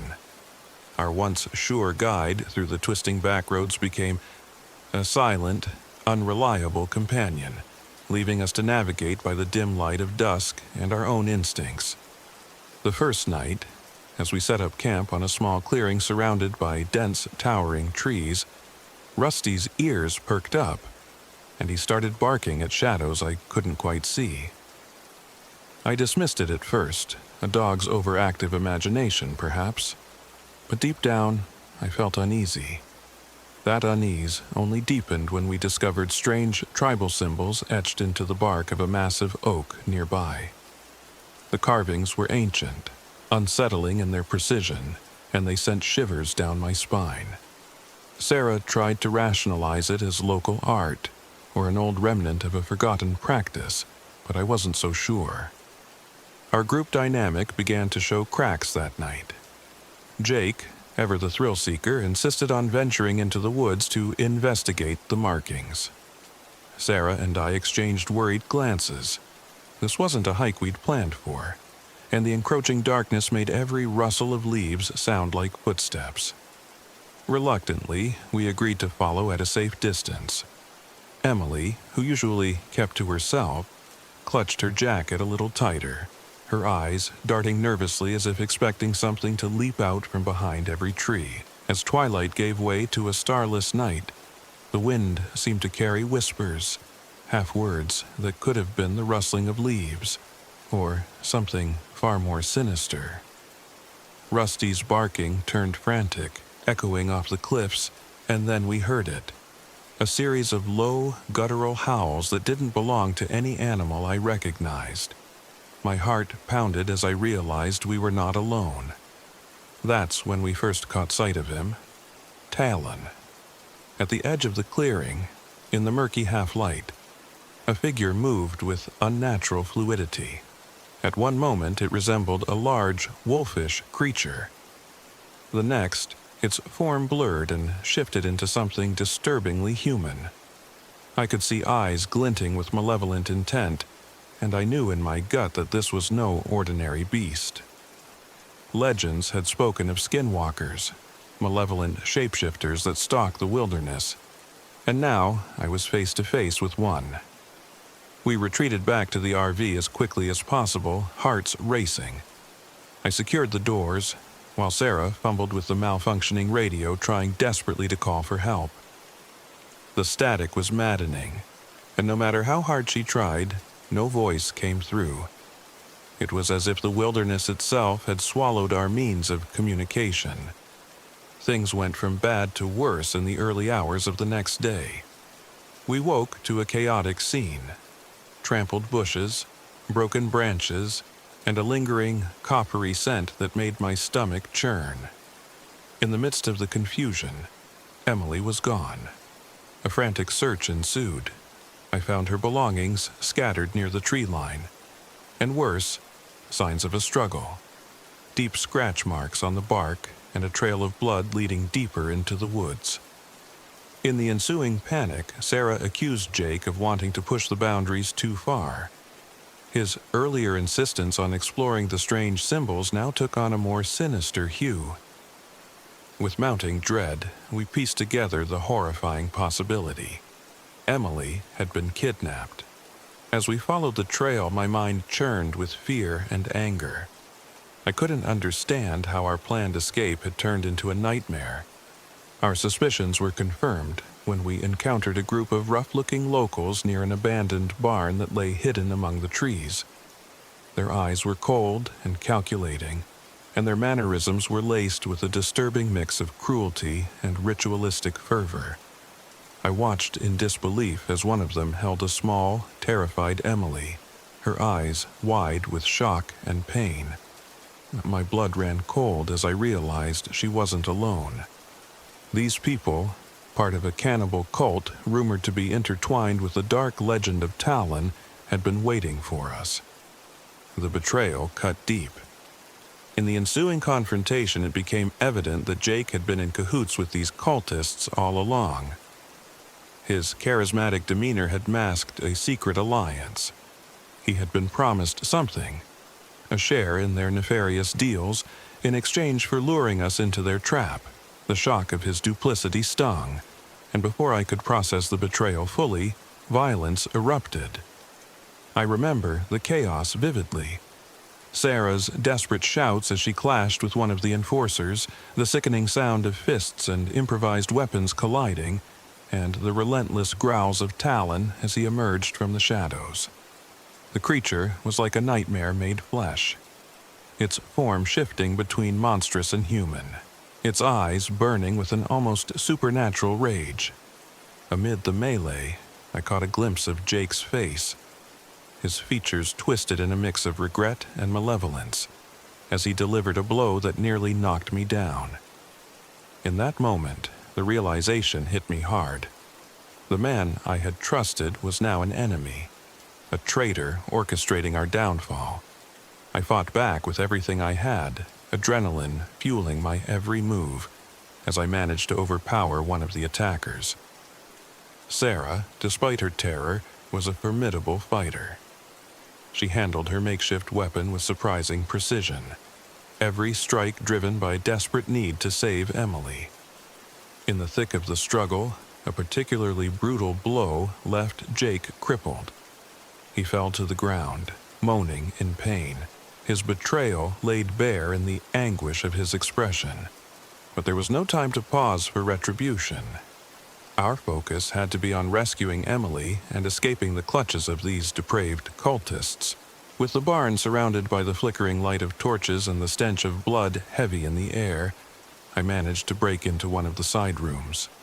There, chained to a rusted piece of metal, was Emily, her eyes, wide with terror, locked onto mine as I rushed to free her. The relief was palpable, but it was quickly overshadowed by the realization that the danger wasn't over yet.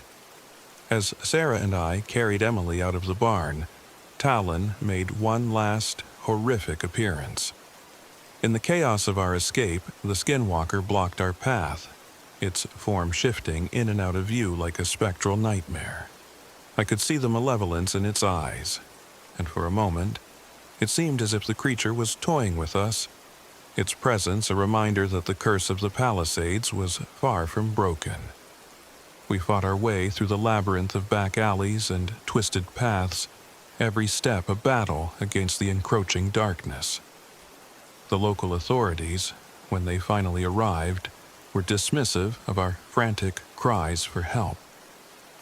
They treated our story as the ramblings of desperate, frightened souls, an inconvenient truth that left us isolated and abandoned in a land that suddenly felt as hostile as the monsters that lurked within it. In the aftermath, Sarah was left deeply traumatized, her once steady hands now trembling whenever the wind carried an echo of that cursed night. I was burdened with guilt, not just for falling for Jake's betrayal, but for not being able to protect everyone. Emily's recovery was a slow, painful process. The physical scars were minor compared to the deep psychological wounds inflicted by her ordeal. And then there was Jake, whose treachery ended with him crippled and shunned, a living reminder of our shattered trust. Even now, as I recount the horrors of that weekend, I can't shake the feeling that Talon's presence still lingers in the shadows of the Mississippi Palisades. The creature may have been driven off that night, but the curse it embodied remains. A dark specter haunting the region, waiting for the next unwary soul to trespass on its territory. I continue to live with the scars of that experience, a constant reminder of how fragile our sense of security can be when confronted with the inexplicable and the monstrous. My nights are filled with restless dreams, each one a fragmented replay of that nightmare. And every time I see Rusty's alert eyes or hear a distant howl on the wind, I am transported back to that fateful night, forced to confront the reality that sometimes the most terrifying monsters are not the ones that lurk in the dark, but those born from betrayal and human frailty. That escape, once meant to be a joyful adventure, became a crucible of survival, a test of our resolve in the face of ancient, malevolent forces and the darkest aspects of our own nature. And as I drive my battered RV away from the Palisades, I can only hope that I've left behind a cursed chapter, even though the echoes of that night will forever haunt me.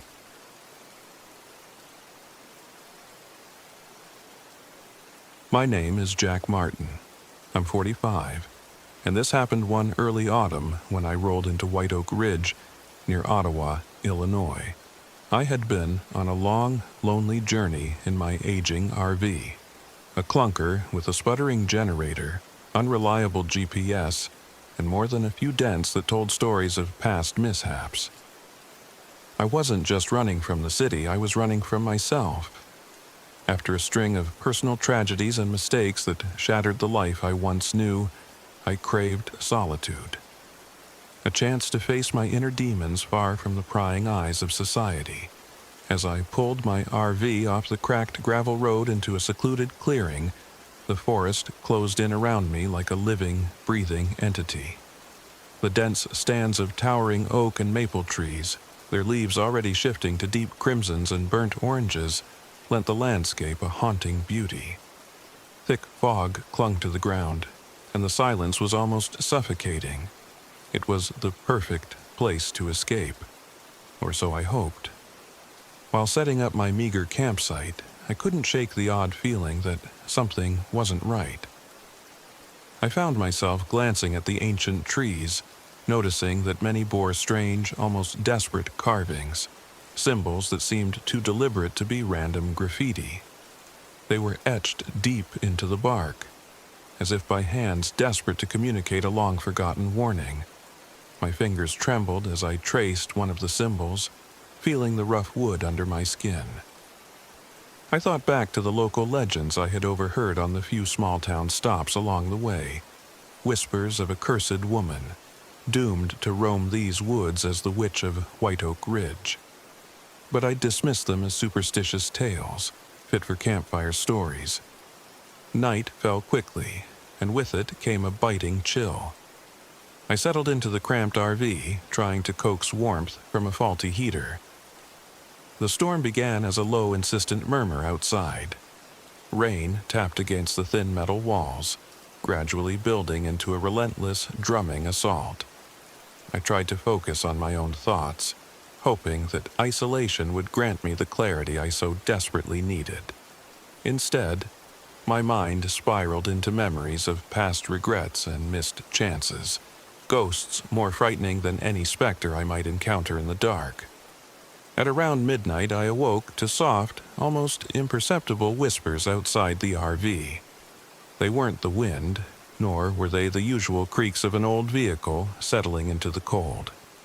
I fumbled for my flashlight, its beam jittering over the cramped interior as I peered out through the small window. The mist outside danced in the beam's narrow path, revealing nothing but shifting shadows. I told myself it was just my imagination, fueled by loneliness and regret. But deep down, I sensed I wasn't alone. The following morning, when the storm had subsided into a damp, eerie calm, I ventured out to explore the surroundings. I needed to clear my head and perhaps find some answers to the strange occurrences of the night. Wandering through the woods, I followed a narrow, overgrown trail that led to an abandoned cabin. The structure, barely more than a decaying relic, sat hidden among tangled underbrush and towering trees. Its windows were dark, its door creaking on its hinges as I pushed it open. Inside, the musty air was heavy with disuse, and dust motes floated in the stray beams of sunlight. On a rickety table, I discovered an old, leather-bound diary. The pages, yellowed with age, were filled with frantic, scrawled entries. They told the tragic tale of a woman who had been desperate to break a terrible pact, a pact that cursed her to wander the forest as a vengeful spirit. Her words were laced with sorrow and anger, detailing how she had been betrayed by those she trusted, and how the forest had become both her prison and her weapon. The diary ended abruptly, the last few lines hinting that her curse was unending. I felt a chill as I realized that the woman in the diary was none other than the Witch of White Oak Ridge. That night, back at my RV, the atmosphere had shifted. The air grew heavy, as if charged with an unseen energy. I began to experience vivid hallucinations, brief, fleeting images of a ghostly woman with eyes that burned with an unnatural light. In these visions, she appeared close enough to reach out, her face contorted with pain and accusation. I'd catch glimpses of her reflection in the cracked mirror of the RV, only for her form to vanish when I turned to confront it. Objects began to move on their own. A mug sliding across the counter, a pair of boots inexplicably shifting their position by the door. Each incident left me more unsettled, a tangible dread creeping into the edges of my sanity. My equipment, already on the brink of failure, seemed to join in the haunting. The GPS flickered and then died entirely one evening, leaving me in complete darkness as I drove along narrow, twisting forest roads. It was as if the technology itself was being manipulated by a force beyond my understanding. At times, I could swear the RV's old engine sputtered in rhythm with the beating of my heart, a steady reminder of my vulnerability. Sleep became a precious commodity, constantly stolen away by the relentless presence of that spectral figure. In the deep hours before dawn, I would awaken drenched in sweat, heart pounding, as if the witch was right there beside me, whispering the truths I'd long buried. Each day merged into the next in a haze of exhaustion and mounting terror, until one particularly stormy night proved too much to bear. The tempest returned with a vengeance, wind howling through the skeletal trees and rain lashing at the RV with a fury that rattled its very frame. Amid the roar of the storm, I heard a sound that froze me in my seat, a low, mournful wail that seemed to emanate from the forest itself. Clutching the steering wheel, I forced myself to look out the window. In the distance, barely visible through the sheets of rain, stood a figure. She was there, unmistakably human in form, yet shrouded in an aura of otherworldly despair. Her eyes glowed faintly, and as I stared, they seemed to pierce straight through me, dredging up all the guilt and sorrow I'd spent years trying to escape. In that moment, the old RV shuddered violently. The engine spluttered and died completely, leaving me stranded in the midst of the storm. The darkness was absolute, broken only by occasional flashes of lightning that revealed the contorted shapes of trees and the spectral figure lingering at the edge of vision. I knew then that I could no longer rely on technology or the isolation of this place for solace. I was trapped, with the past and this vengeful witch closing in around me. Desperation clawed at my mind as I battled not just the raging storm outside, but the turmoil within. Every flash of lightning seemed to unveil another layer of my buried guilt. The lost opportunities, the mistakes I'd made, and the people I'd hurt. It was as if the witch had become a mirror, reflecting all that I had tried to forget. In a moment of bitter clarity, I realized that the haunting wasn't purely supernatural. It was my own past, woven into the fabric of this cursed forest. Summoning every ounce of courage, I grabbed my flashlight and stepped out into the storm. The rain pounded me mercilessly as I made my way toward a cluster of trees where the spectral figure had been seen. The wind screamed around me, and every step was a battle against nature's fury. I called out, voice hoarse and trembling, demanding to know what she wanted.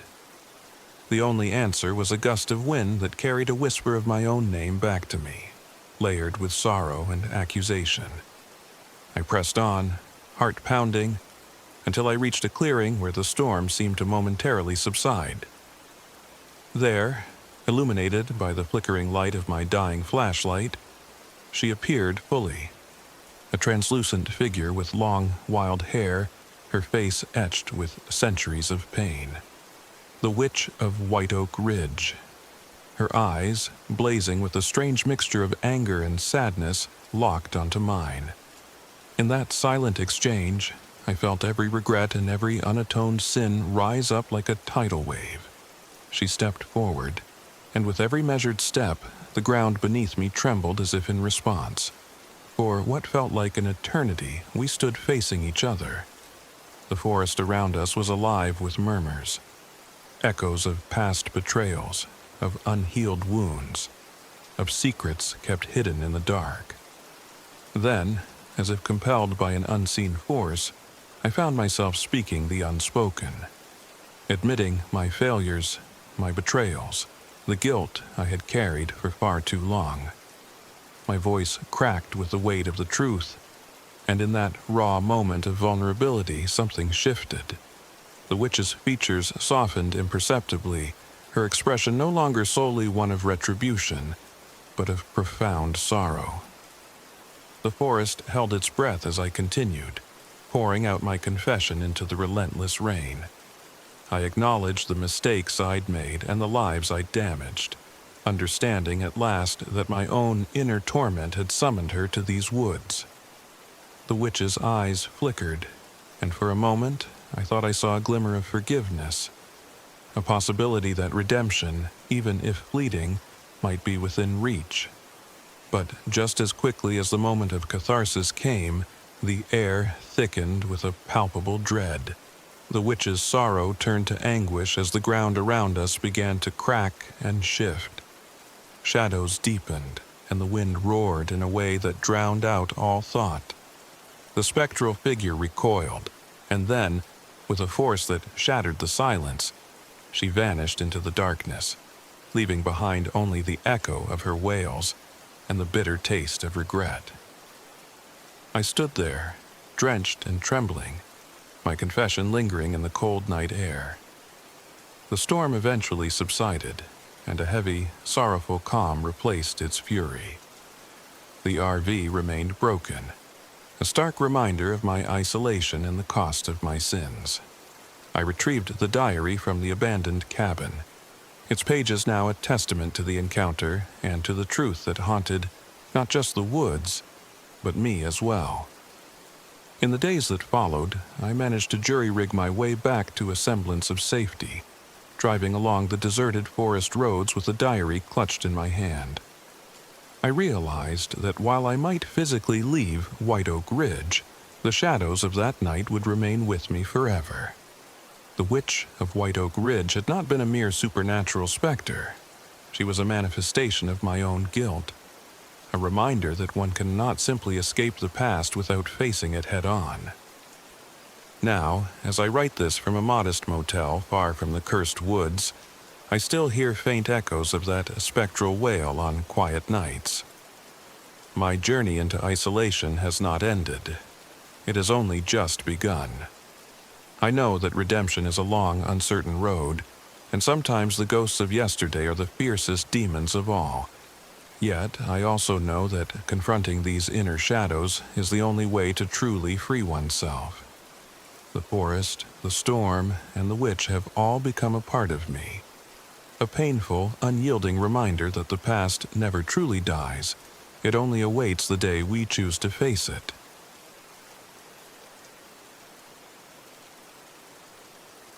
My name is Daniel. I'm 45, and this happened in the fall of 2023. I had left behind a life filled with regret and relentless memories, desperate for solitude and the promise of a fresh start. My battered RV was my escape, a rolling refuge that I hoped would allow me to mend the deep wounds left by a painful divorce and a past that still haunted me. I set off from the city at dusk, the chill in the air hinting at the coming winter. The road unwound before me like an invitation to oblivion, leading me to Cave-in Rock State Park, a place whispered about in local lore and steeped in mystery. I wasn't one for ghost stories, but as I drove deeper into the heart of southwestern Illinois, I couldn't shake the uneasy feeling that something was off. My RV, already temperamental from years of faithful service, began to exhibit signs of strain. The generator sputtered, and inexplicably my phone's battery drained faster than usual until it died completely, leaving me cut off from the outside world. Arriving at Cave-in Rock felt like stepping into a forgotten time.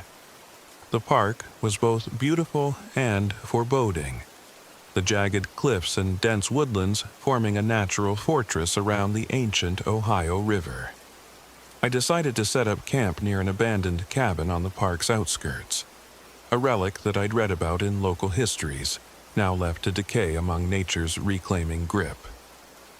The cabin was isolated and eerie, its weathered wood and broken windows a silent testament to decades of neglect.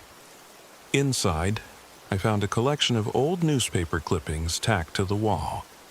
The faded headlines told of mysterious disappearances and eerie sightings. A pale, charismatic man with unnervingly crimson eyes, referred to in hushed tones as the Crimson Count.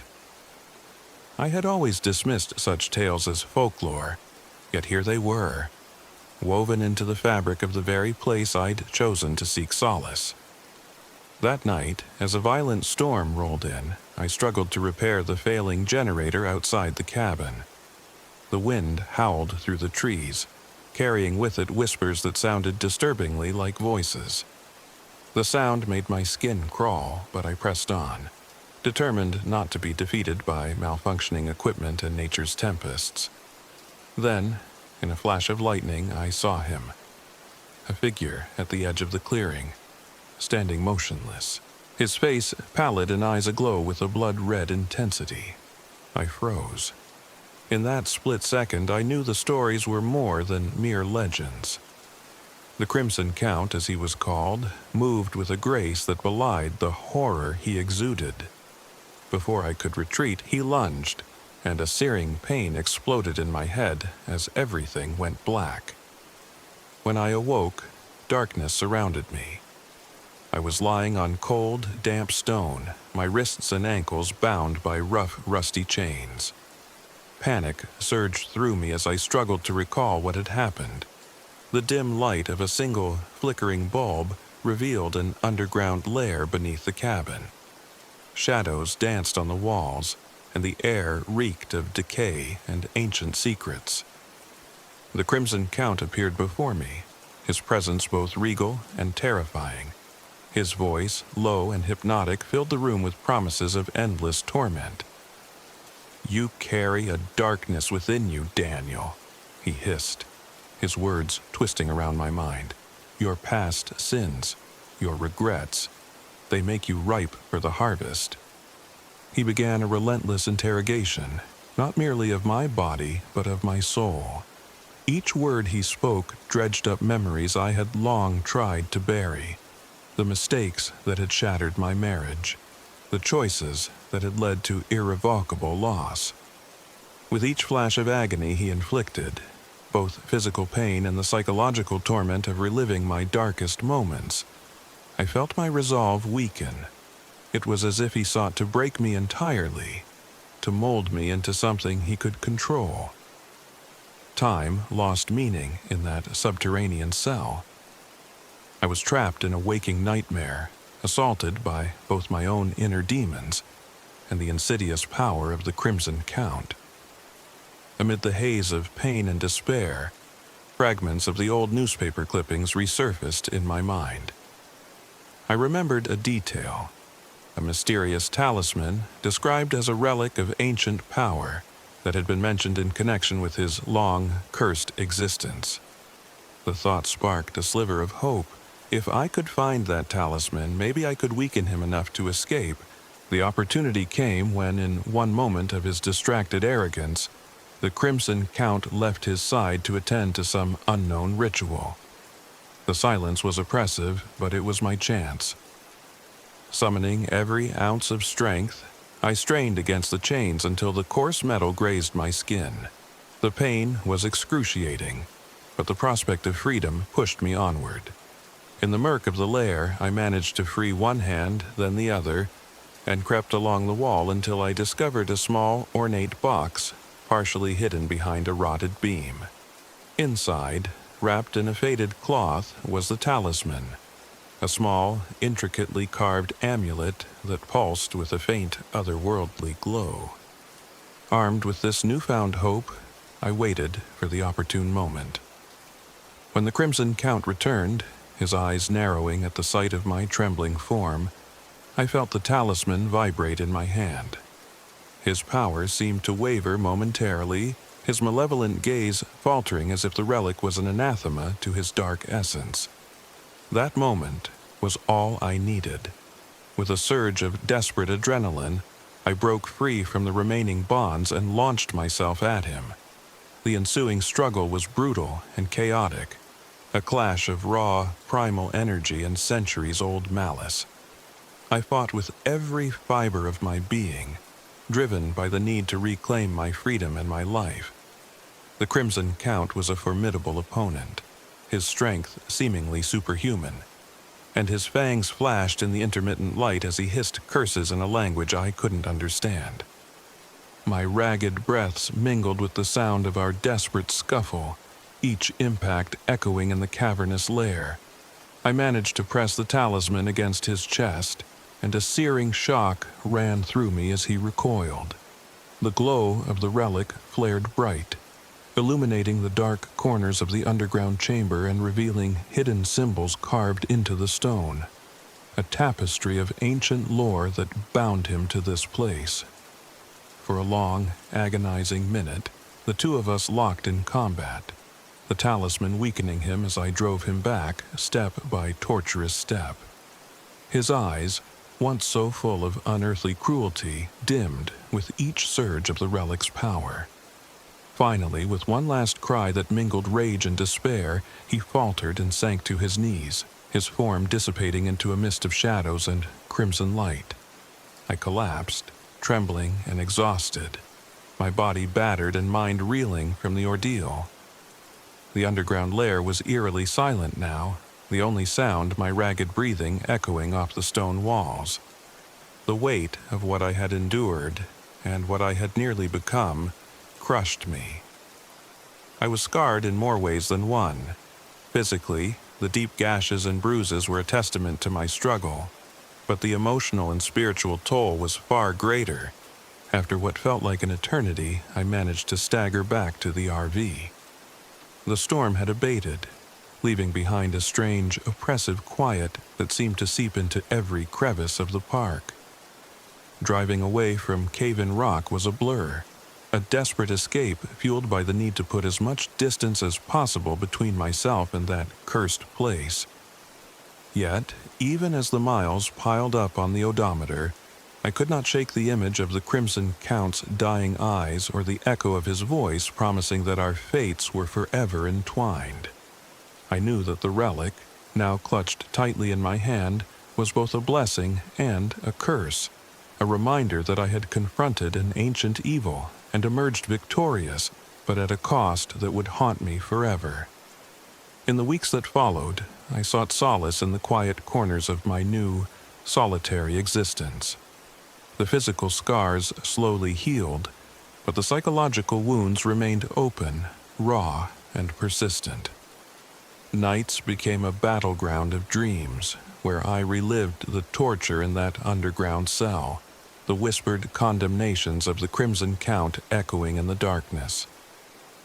I found myself increasingly drawn to the relic, as if it held answers to the darkness within me, but I dared not let it out of my sight. The local authorities, when I eventually managed to contact them, dismissed my tale as the ramblings of a broken man, a casualty of isolation and a troubled mind. They couldn't see the undeniable truth of what I had experienced, and in their eyes, it was easier to chalk it up to myth and paranoia than to confront the possibility that ancient evils still lurked in the forgotten corners of the world. I continued to drive my old RV along endless, lonely roads, the relic always by my side. Its presence is a constant reminder of that fateful fall, of a past I cannot escape, and a future that may yet be shadowed by the return of the Crimson Count.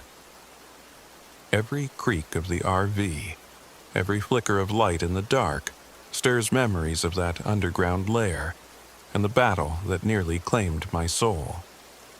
Now, as I sit here watching the sun dip below the horizon, I can't help but wonder if the peace I so desperately sought will ever truly come. Instead, I am left with the knowledge that some curses are eternal, that the darkness we escape only follows us in different forms. And while I might have survived that night, the scars remain as a silent testimony to the horrors that can lurk beneath the surface of isolation, waiting for the vulnerable to wander too close to the edge.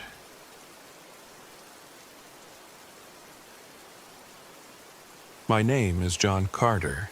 I am 38 years old, and this happened at Cave-in Rock State Park, one chilly late autumn weekend.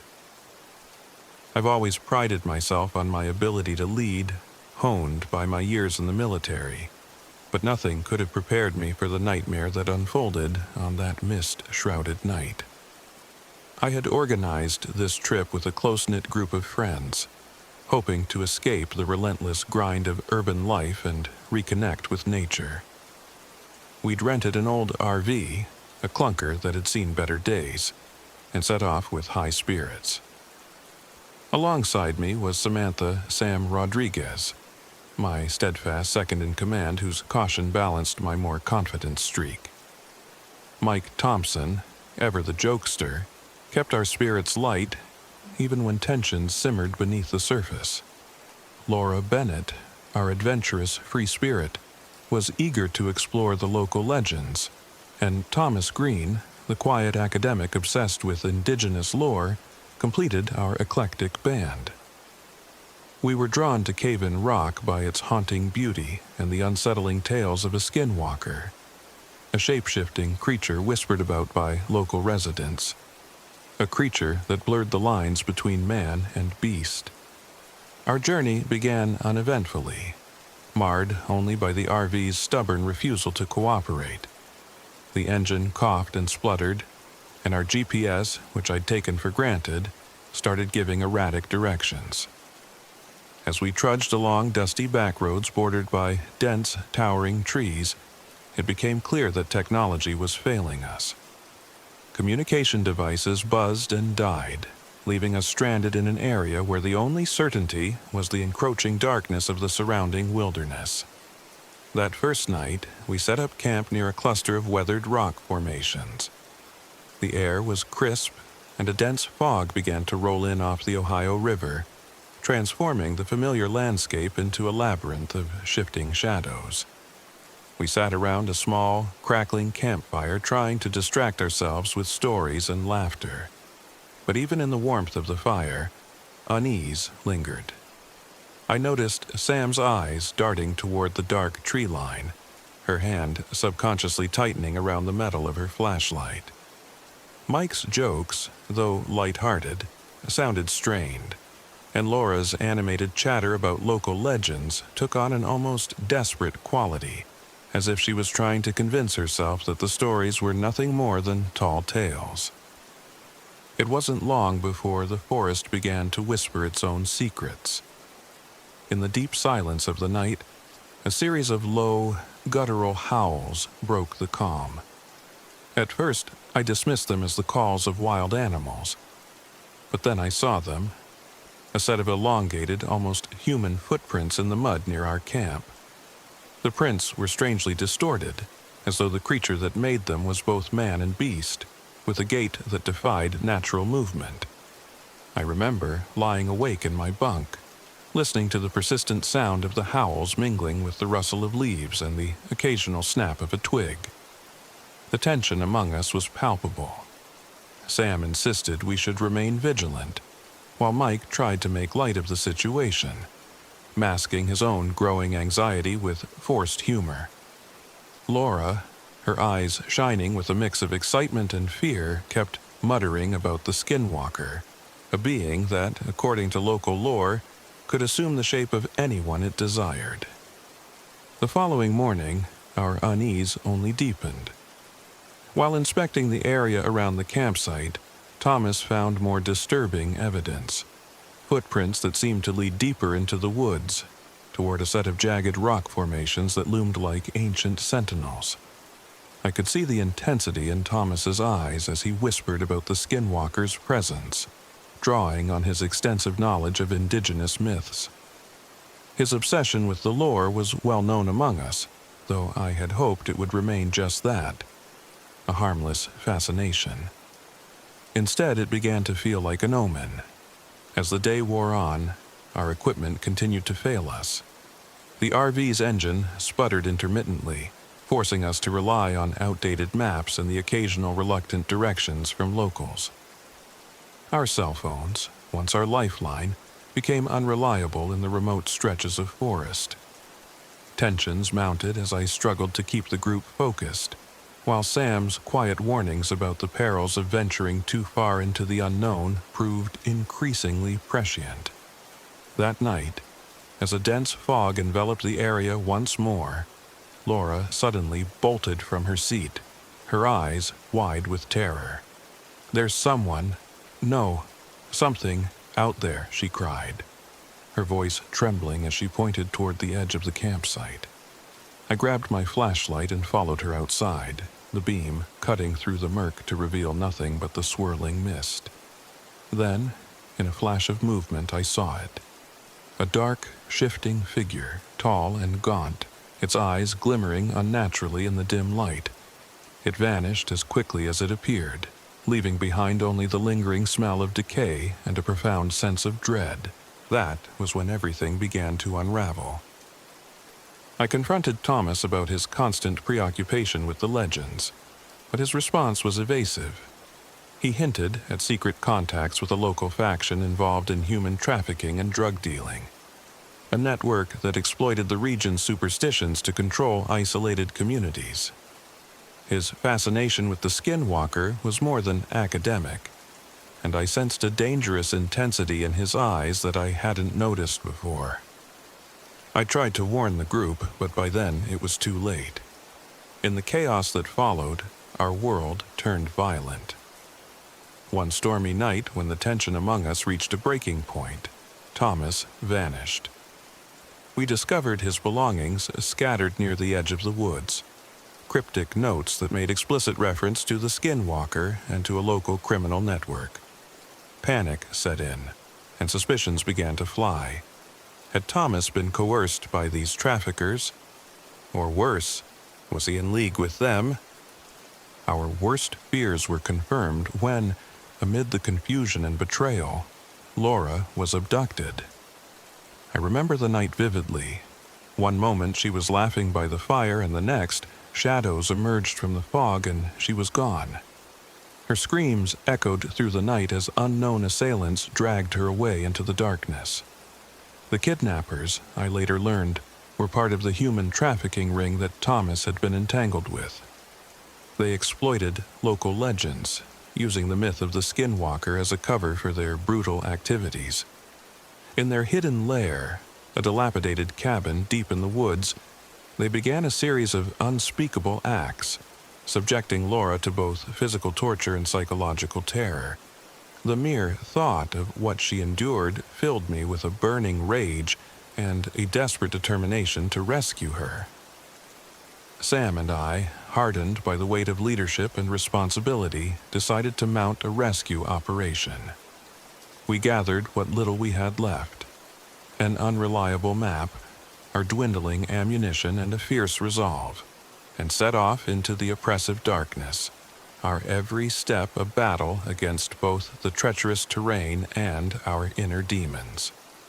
The forest was transformed into a maze of shadows and silence, punctuated by the occasional flash of lightning that revealed twisted shapes and haunting silhouettes. Our path led us to the very heart of the traffickers' territory. The wind howled through the trees, and the dense fog played tricks on our eyes. We moved cautiously, aware that every rustle or snap of a twig could be a prelude to danger.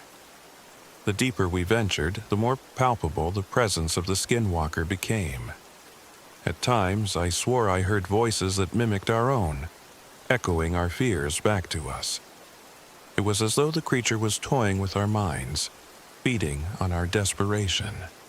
Finally, we reached the cabin, a crumbling structure that looked as though it had been abandoned for decades. But the reality was far more sinister. Armed traffickers patrolled the perimeter, and the air was thick with the stench of decay and malevolence. I could feel my heart pounding as Sam signaled for silence, and we crept closer, every sense on high alert.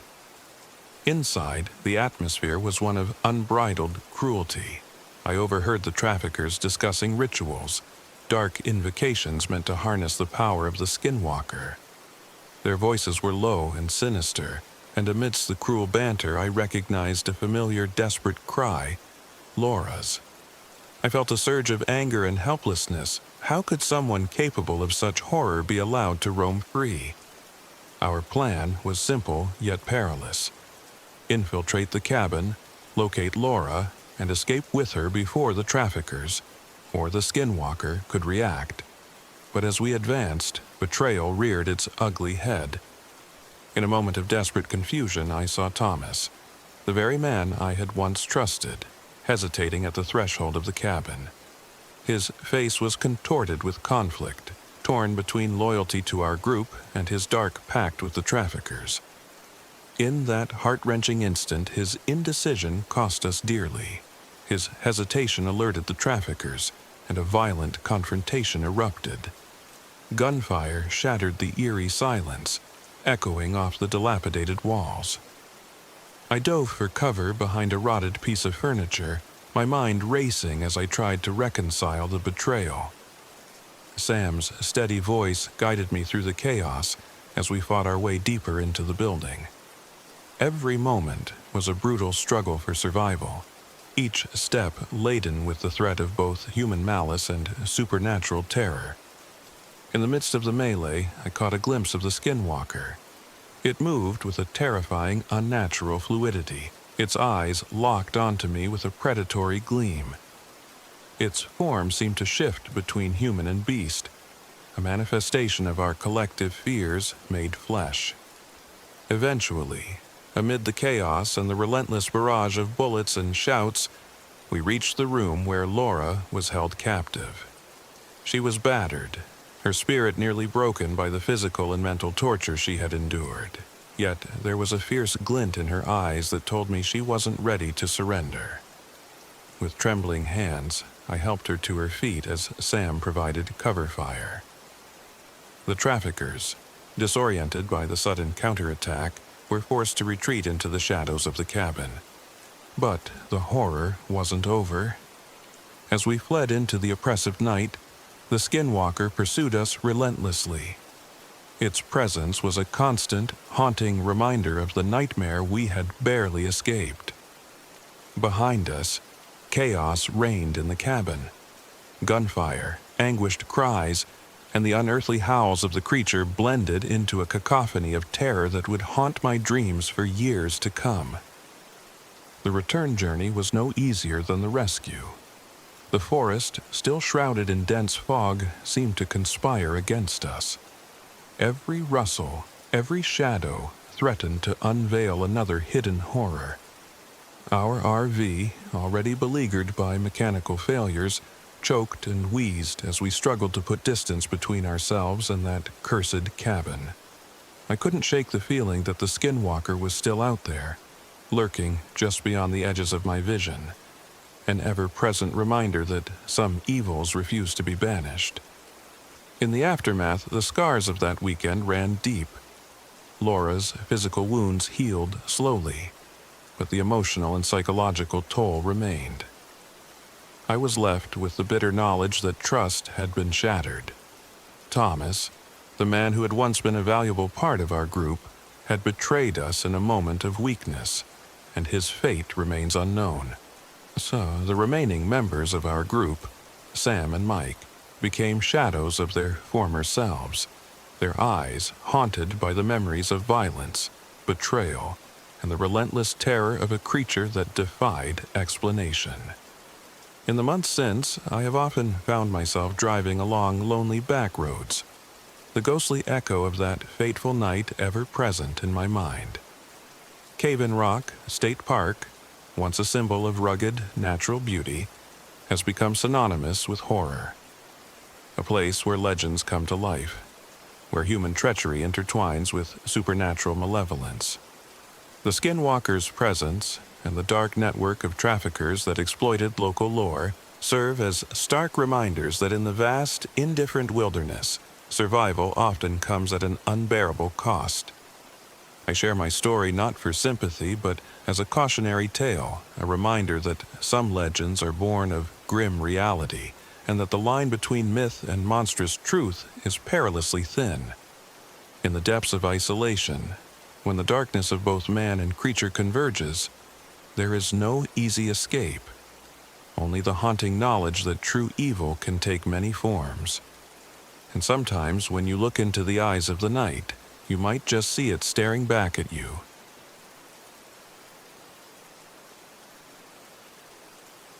My name is Grace. I'm 28, and this happened in the fall of 2023. I had grown weary of the noise and chaos of urban life, desperate to escape not only the clamor of the city but also the ghost of my family's past. My modest, well-worn RV had become my sanctuary, a small mobile refuge where I could finally confront the dark legacy that had haunted me since childhood. I set off for Black Hawk State Historic Site near Rock Island, West Illinois, determined to seek solitude and perhaps even find a measure of redemption. The drive was long and quiet, the autumn landscape unfolding in a tapestry of rust and gold.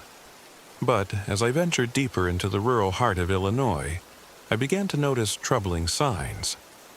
My RV's engine sputtered unexpectedly, and the generator that had so reliably powered my little home on wheels started to fail repeatedly. My cell phone, which had always been a lifeline to the outside world, lost signal in a way that left me completely cut off. The isolation was palpable, and for the first time, I felt the weight of being utterly alone. I arrived at Black Hawk State Historic Site as dusk settled, the fading light casting eerie shadows over the rugged terrain. The natural beauty of the area was undeniable: rolling hills, dense groves of trees, and the distant murmur of the Ohio River. Yet, there was an undercurrent of sorrow and menace that clung to the land. Local lore whispered of a tragic past, and as I began to set up camp near an old, abandoned cabin on the outskirts of the site, I could almost feel the collective grief of the ages in the chill that hung in the air. That first night, as I tried to settle in and shake off the travel fatigue, I was abruptly awakened by soft, mournful cries echoing from the darkness beyond my RV. At first, I convinced myself it was just the wind, or perhaps a stray animal, but the sound was too human, too heartbroken to be mere nature. I peered out the window, and for an instant I caught a glimpse of a small, shadowy figure flitting between the trees. The figure was slight, almost fragile, and its presence sent a shiver down my spine.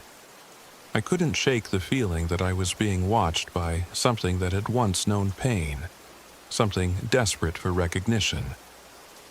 The next morning, determined to uncover the truth behind these eerie occurrences, I decided to explore the area around the abandoned cabin. Inside, I discovered a collection of old diaries and newspaper clippings, their pages yellowed and brittle with age. The clippings detailed a series of tragic events: the massacre of Native Americans during a turbulent time in our country's history, and the heart-wrenching tale of a Native American child known as Little Eagle.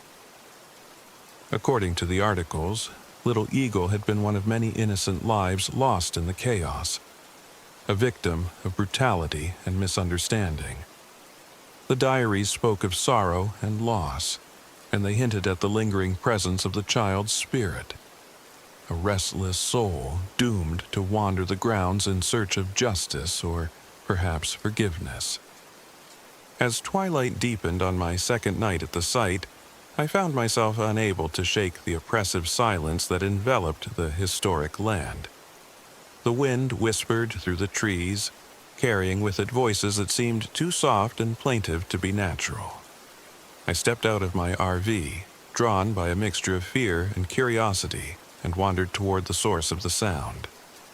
It led me to a small clearing near what appeared to be an ancient burial ground, overgrown with wildflowers and tangled brush.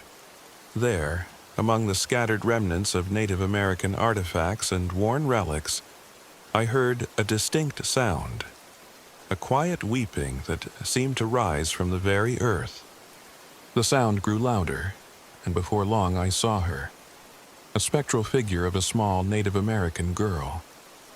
Her eyes were deep wells of sorrow and pain, and she moved with an ethereal grace that made it hard to believe she was real. I knew immediately that this was Little Eagle, the tragic child whose fate was entwined with the dark history of this land. My heart ached at the sight of her, and at the same time I felt a profound sense of responsibility. I had come here carrying the burden of my own family's sins. My great-grandfather had been complicit in the massacre that claimed her life. The realization of my connection to such unspeakable cruelty crushed me under the weight of ancestral guilt. I spent the remainder of that night tormented by vivid, nightmarish visions. The past played out before my eyes like a horrific reenactment, a clash of cultures marked by bloodshed, sorrow, and the cries of those who perished. I saw Little Eagle running through the forest, chased by armed men whose faces were masked in indifference and cruelty. The sound of gunfire, the screams of the dying, and the overwhelming grief all merged into a single, unbearable torrent. I collapsed to my knees, tears streaming down my face as I was forced to confront not only the ghost of a lost child, but also the dark legacy of my own bloodline. I knew then that I could no longer run from the past. The spirit of Little Eagle seemed to reach out to me, beckoning me to follow her deeper into the woods, as if she wanted me to bear witness to the truth and seek atonement. Torn between the terror of the supernatural and the need to make amends, I ventured further into the forest. The moon hung low, casting a ghostly pallor over the ancient trees, and every rustle of leaves whispered secrets of bygone eras. In the heart of the forest, I stumbled upon a clearing that took my breath away. A long-forgotten ceremonial circle, its stones half swallowed by the earth and vegetation. The air here was heavy, charged with a presence that was both mournful and powerful. I knelt at the center, overwhelmed by an emotion I could scarcely contain. In that moment, I knew what I had to do. I began to speak aloud, my voice trembling as I offered an apology to Little Eagle, to all those who had suffered at the hands of my ancestors. I poured out my remorse, acknowledging the sins of the past and begging for forgiveness, even if I could never truly erase the damage done. As I wept, I felt a subtle shift in the atmosphere, a fragile moment of catharsis that seemed to ripple through the clearing. The spectral form of Little Eagle hovered nearby, her eyes meeting mine with a sorrowful understanding. It was as if, for a brief moment, the veil between our worlds had thinned, and I could feel her pain, and perhaps even her forgiveness, washing over me. The oppressive heaviness began to lift ever so slightly, leaving behind a bittersweet calm that mingled with the early hints of dawn. The first light of morning crept over the horizon, and with it, the ghost of Little Eagle faded into the soft glow of the new day.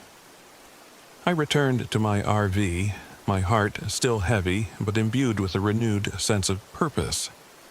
The engine, which had sputtered and failed in the days prior, roared back to life as if acknowledging that a chapter of darkness had finally closed.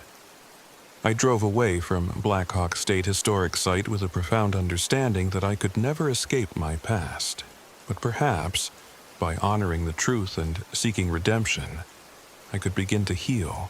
In the weeks that followed, the memories of that night lingered like a quiet hymn, a constant reminder of the atrocities that had stained our history and the personal responsibility that came with bearing such a legacy. I shared my experience with those willing to listen, determined to shed light on the untold stories of pain and loss that had been buried for too long. My journey became not just one of personal catharsis, but also a mission to honor the memory of Little Eagle and countless others whose voices had been silenced by history. Every time I drive my old RV along lonely back roads, I remember that night in the forest. I recall the soft weeping in the dark, the ghostly figure of a child, and the crushing burden of ancestral guilt. And though the scars remain both on the land and within my soul, I have come to understand that redemption is not about erasing the past, but about facing it with honesty, remorse, and the hope that through acknowledgement and compassion, healing can begin. As I continue on this long winding road, I carry the memory of Little Eagle with me, a quiet, persistent reminder that our history, no matter how painful, must be confronted if we are ever to find peace.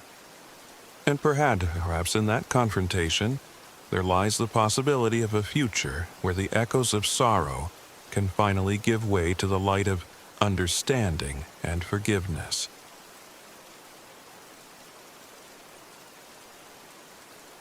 My name is Megan Carter. I'm 28, and this happened on a chilly spring evening near Rock Island, Illinois. I had just left behind the suffocating chaos of the city, still raw from the recent loss of my younger sister, a loss that shattered my world. Seeking solace and perhaps some elusive answers, I set out in my modest, aging RV toward the Mississippi Bluffs, a rugged stretch of riverbank known as much for its desolate beauty as for the eerie whispers that locals claim haunt its mists. Driving along narrow, winding roads, the RV's flickering heater and unreliable electrical system warned me of the challenges ahead. When I finally arrived at a secluded clearing on the bluffs, the landscape struck me with its stark, haunting beauty. The river, relentless and cold, carved its way through jagged rocks, while dense fog clung to the ground. Abandoned campsites and overgrown trails bore silent testimony to those who'd come before me, and perhaps never left. As I set up camp, I couldn't shake the feeling that this place held secrets. Wandering a short distance from my RV, I stumbled upon something that made my heart skip a beat. A rusted, old locket half buried in the dirt near a discarded wooden bench. I opened it gingerly and found a faded photograph of a young woman whose eyes were filled with an unmistakable sorrow. In that moment, a chilling thought seized me. The resemblance to my late sister was uncanny. Had fate, or something more sinister, led me here? That first night, as darkness enveloped the bluffs, I sat in the dim glow of a weak lamp inside my RV, trying to steady my racing thoughts. The silence was broken by soft, almost imperceptible whispers carried on the wind, snatches of a woman's voice that seemed to call my name. I tried to convince myself it was the wind playing tricks, but every so often objects in the cramped space would shift positions on their own. My heart pounded in my chest as I double-checked the locket, wondering if it was somehow connected to these inexplicable events. The next morning, determined to understand what was happening, I began an investigation. My RV, despite its many quirks, had a small storage compartment where I found a dusty box containing old newspaper clippings and local records. The articles detailed a cold case from the 1970s. Stories of missing women along these very bluffs, their disappearances shrouded in mystery and rumored to be connected to clandestine rituals. The evidence was scant, but one detail struck me. Several of the clippings mentioned cryptic symbols and secretive gatherings, hints of a ritual designed to channel grief and sorrow into a strange kind of power. Unable to ignore the pull of these clues, I ventured further into the abandoned sites scattered along the bluffs. My rational mind, trained in research and logic, struggled to reconcile the eerie, almost cinematic horror unfolding around me with what I knew to be true. I spoke with a reclusive local historian, a gaunt man whose eyes betrayed both fear and wisdom. He warned me in hushed tones. "Some mysteries, Megan, are best left undisturbed. The past here is not as dead as you think." His words chilled me, but I was determined to push forward, desperate to find some trace of my sister, or an explanation for the uncanny occurrences. As days blurred into nights, my grief and the relentless strange phenomena began to merge. At times, I caught fleeting glimpses of a figure in the periphery of my vision. A woman with long dark hair whose face was obscured by shadows, yet whose eyes seemed to burn with a familiar intensity. I started hearing murmurs that seemed to echo my sister's voice, blending with the natural sounds of the river and wind. Was it possible that my sorrow was drawing me into a trap, woven from both memory and something inexplicably supernatural? One evening, as dusk fell heavy over the bluffs and a persistent chill set in, I noticed that small objects in my RV were disappearing or mysteriously rearranged overnight. The RV's electrical system began to fail sporadically, plunging me into brief, unsettling darkness. In the weak light of dawn, I found myself poring over the newspaper clippings again, trying to find any connection that might explain these disruptions. That's when I found mention of a masked guardian linked to the ritual. A figure said to appear on stormy nights, keeping vigil over the proceedings of a secretive community that had long since dissolved into myth, or so they thought. The days passed in a haze of unease. My once clear, methodical investigation had turned into a psychological descent. The lines between reality and hallucination blurred as I began to lose track of time. Every distant murmur of the wind or rustle in the underbrush set my nerves on edge. I often felt as if I were being watched, sometimes from a distance, other times as though a presence was inside the RV with me. Then, on a particularly violent night when torrential rain lashed against the RV and the wind howled like a chorus of desperate souls, the inevitable confrontation arrived. I had barely managed to secure my few belongings when a persistent knocking at the RV's door shattered the oppressive silence. Heart hammering in my chest, I peered through the peephole to see a dark silhouette, an unfamiliar figure cloaked in a heavy, indistinct garment. The figure's face was obscured by a mask, its features hidden in shadow. The image of that mask instantly stirred memories of the local historian's warnings and the cryptic references in the clippings. Against every rational instinct, I unlocked the door. The masked figure's voice was low and distorted, speaking in a tone that seemed both pleading and menacing. "You seek the truth, Megan, but the truth comes with a price." Before I could react, the figure lunged forward. In the ensuing struggle, I felt a surge of adrenaline as I fought to fend off the attacker. The struggle was brief but brutal. One moment I was backed against the cold, metal wall of the RV, and the next, I was managing to break free and dash out into the stormy night. The rain pelted me as I sprinted through the bluffs, the masked figure's footsteps echoing behind me in a relentless pursuit. My mind raced with fear and confusion, every step fueled by the desperate need to escape and understand. I stumbled upon a remote clearing illuminated sporadically by flashes of lightning. There, amidst hastily arranged candles and symbols drawn in the wet dirt, I found evidence of a recent ritual. It was a scene that felt both surreal and horrifying. A ritual space where grief and loss seemed to have been harnessed into a tangible, malevolent force. And the masked figure emerged from the darkness once again. This time, in the fleeting lightning, I saw the glint of eyes full of both malice and sorrow. "Your sister's pain feeds the ritual," the figure said cryptically. "Grief is power, and your loss has not gone unnoticed." The words sent a shiver down my spine. I felt the weight of her message, a grim suggestion that my sister's disappearance and the other unresolved cases were part of a larger, sinister design. Before I could press for answers, the figure lunged once more, and we clashed in the storm. The physical struggle was brief, but the terror of that encounter was indelible. I managed to break free, fleeing back toward the relative shelter of my RV with my heart pounding and my mind racing. Behind me, the masked figure's cries merged with the roar of the storm, echoing a promise of unfinished business. By the time the storm subsided and the first hints of dawn lit the horizon, I was soaked, trembling, and filled with more questions than answers. I climbed into my RV, not out of a sense of safety, but out of a desperate need to gather my thoughts and piece together what had happened. The evidence of the ritual, the symbols, the hastily arranged candles, and even the scattered, worn photographs that bore an eerie resemblance to my sister, haunted me.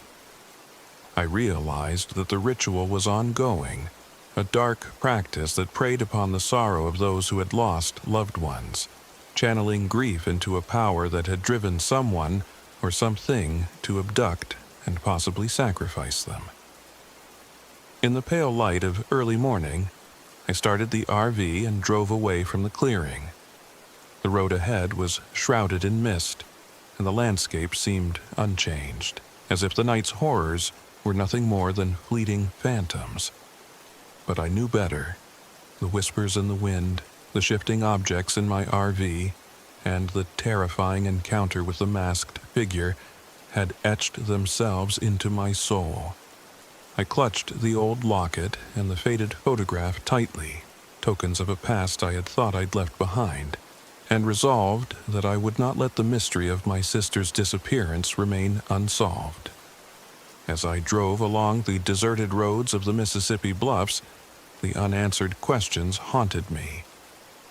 Was the ritual an ancient practice revived by a secretive community? Had my sister's grief inadvertently made her a target for forces beyond my understanding? I didn't have all the answers, but I knew that my journey was far from over. The encounter with the masked figure was only a fragment of a larger, insidious puzzle that I was determined to piece together. Even now, sitting in the relative safety of my RV as I write these words, I can still hear the soft, mournful whispers on the wind. the faint echo of a woman's voice that seems to call my name in the dead of night. The Mississippi bluffs have changed me. My rational mind, once so steadfast and analytical, now trembles under the weight of the inexplicable. I am driven by a desperate need for closure, even as I face the possibility that the truth may be darker than I ever imagined. My sister's memory, entwined with the spectral echoes of those long-forgotten rituals, serves as a constant reminder that some mysteries are meant to remain unsolved, and that grief, in all its haunting power, can be both a curse and a key to a truth too terrible to fully comprehend. I know that I must return, that I must continue my investigation into the disappearances and the enigmatic ritual that ties them together. The road ahead is uncertain, and the danger is all too real, but I cannot turn away from the call of the forgotten whispers that haunt these desolate bluffs. In the end, the search for truth is a journey into the heart of darkness itself, and I am determined to see it through no matter what price I might have to pay.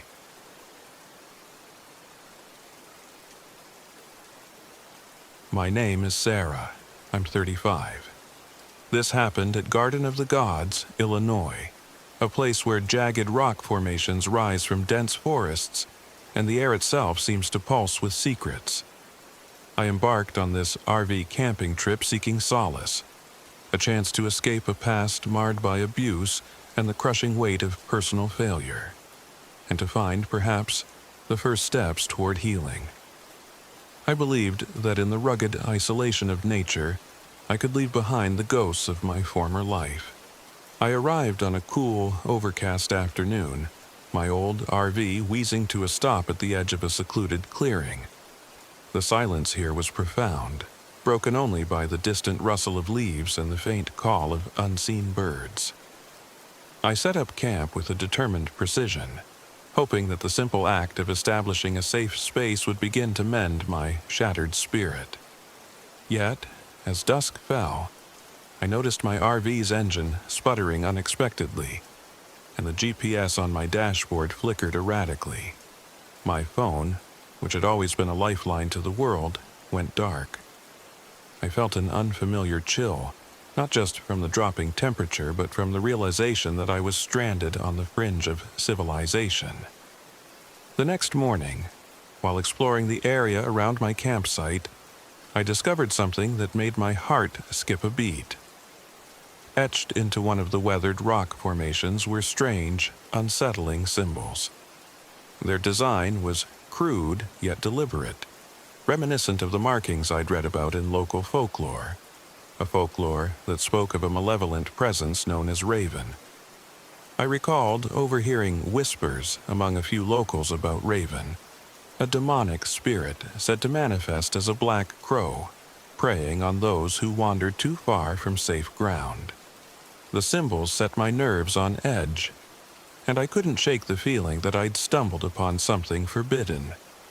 I tried to dismiss the unease as merely the product of isolation and old wounds, but as night fell, the atmosphere around the RV grew heavy with a sense of foreboding. I heard the rustle of wings and, at times, the distant cry of what sounded like a crow, though its call was too low, too deliberate. I pulled the covers tighter around me, struggling to sleep as memories of past abuse and moments of helplessness crept into my mind. Each sound outside became an echo of the voices that had tormented me in my darkest days. The following day, determined to get my RV fixed and re-establish contact with the world, I ventured into the nearby town.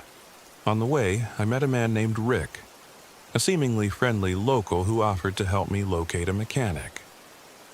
His manner was warm and disarming, and for a brief moment, I allowed myself to hope that my troubles might soon be behind me. But as I drove alongside him on the winding back roads leading toward a cluster of dilapidated buildings, I noticed odd symbols scrawled on trees and rocks, identical to those near my camp. The unease that had been simmering inside me now bubbled over. Rick's demeanor changed subtly as we approached a clearing where a group of people had gathered, their voices low and rhythmic. It wasn't long before I realized that these weren't ordinary townsfolk. They were members of a local cult that worshipped Raven. My gut twisted with dread as I pieced together whispered stories of ritualistic ceremonies and demonic possession. I tried to steer the conversation away, but my anxiety must have shown. Later that day, while I was returning to my RV to await the promised help, a sudden forceful hand grabbed me from behind. Before I could scream, I was dragged from the path into the shadowy cover of the forest. In moments that blurred into one agonizing nightmare, I was bound and blindfolded, the sound of muffled chanting growing louder with each heartbeat. I was taken to a hidden lair, a crumbling stone circle deep in the woods, where the air was thick with the stench of sweat, decay, and something far more sinister. The cult members' chants rose and fell in a macabre rhythm, and above it all, the cawing of a crow echoed, unnervingly close. They forced me to my knees in the center of the stone circle.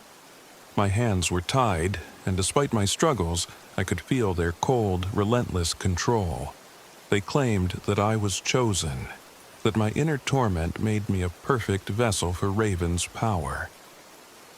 Their leader, a gaunt man with eyes that burned with fanatic intensity, began a ritual. They pressed crude, ritualistic tools against my skin, carving symbols and reciting incantations that blended ancient rites with a modern malice. The pain was excruciating, and with each cut and whispered curse, memories of my past, of abuse, of feeling utterly powerless, washed over me. I felt as if I were being unmade piece by piece. As the ritual progressed, the oppressive presence of Raven seemed to fill the clearing. I swear I saw a massive black crow circling above, its eyes burning like embers in the twilight. The creature's call became a deafening roar inside my head, and I felt my resolve faltering. But amid the haze of pain and fear, something inside me snapped. I realized that I had endured too much suffering already. I wasn't going to let this demonic force, or these people who sought to exploit my vulnerability, claim another part of me. Summoning every ounce of strength and determination I possessed, I fought back. With a desperate, guttural scream, I twisted violently against my bonds. In the ensuing chaos, one of the cult members lunged forward, and I managed to knock a nearby ceremonial dagger into his hand. The shock on his face gave me just enough time to break free of a few of the restraints. Adrenaline surged through my veins as I scrambled toward the edge of the stone circle. The cult members' shouts and the eerie cawing of the crow blending into a single, chaotic soundscape. I burst out of the circle into the cold night air, running blindly through the dark forest. Branches tore at my skin, and my lungs burned as I sprinted with the singular thought of escape. Behind me, the cult's chants and the relentless echo of the demonic crow spurred me on. I didn't stop until I reached the battered remains of my RV, parked at the clearing where I had first set up camp. There, in the pale light of a flickering street lamp from a distant road, I collapsed against the side of the RV, my heart pounding in my ears. I fumbled with my phone. Thankfully, after the earlier malfunctions, it had finally begun to work again, and dialed emergency services, my voice trembling as I reported my ordeal. I didn't speak of the cult or the ritual, not yet. I could barely comprehend what had happened, but I knew one thing for certain. I had narrowly escaped a fate worse than anything I had endured before. The days that followed were a blur of recovery and terror. I sought refuge in the RV, which now felt more like a prison than a sanctuary. My wounds, both physical and emotional, throbbed constantly. I spent long hours locked inside, trying to piece together the fragments of what I had experienced. At night, I could still hear the faint echo of the cult's chants and the menacing caw of the crow, as if Raven himself were watching me, waiting for me to falter. Gradually, with the help of a kind mechanic who had repaired my RV and a sympathetic local officer who assured me that an investigation was underway, I began to reclaim a sense of safety. I shared my story with a trusted journalist, providing details of the symbols, the rituals, and the chilling presence that had stalked me through the forest. The subsequent media attention forced local authorities to look into the cult's activities, and though I knew it was only a temporary reprieve, it was enough to ignite a spark of hope within me. In the aftermath, the scars of that night would never fully disappear. I carried them with me, each a reminder of the darkness I had confronted, both in the world around me and within myself. Yet, in that darkness, I also discovered something powerful: the resilience that comes from facing your deepest fears head-on. I realized that the pain I had endured was not a mark of weakness, but a testament to my strength. I had survived the ritual, the terror, and the betrayal by those who claimed to offer help. Now, as I sit in the quiet solitude of my RV, parked safely on a reclaimed stretch of road, I look back on that fateful night with a mix of horror and gratitude. The ordeal at Garden of the Gods shattered many illusions about my past and my identity, but it also forced me to confront the inner demons that had long held me captive. I know that Raven, the demonic crow, the symbol of malevolence, may still linger in the shadows, but I have learned that I can face that darkness. I can fight back. I drive away now with a tentative hope for the future, the scars of my past serving as both a burden and a reminder of my strength. The memory of that night, of the ritualistic terror and the desperate struggle for survival, remains etched in my mind. But it no longer defines me. Instead, it fuels my resolve to rebuild my life from the ashes of my former self. I am determined to move forward, knowing that while the darkness may always be a part of me, I have the power to reclaim my light. In the quiet hum of the RV's engine, as I navigate a winding road away from Garden of the Gods, I carry with me the lessons of that night. The terror I experienced, the betrayal by those who feigned kindness, and the brutal confrontation with forces beyond comprehension, all of it has shaped me. I have learned that redemption isn't found in isolation alone, but in the courage to face the darkness and to transform pain into strength. And so, with every mile I travel, I leave a little more of that haunted past behind, determined to forge a future defined not by fear, but by resilience and hope. O3 Mini.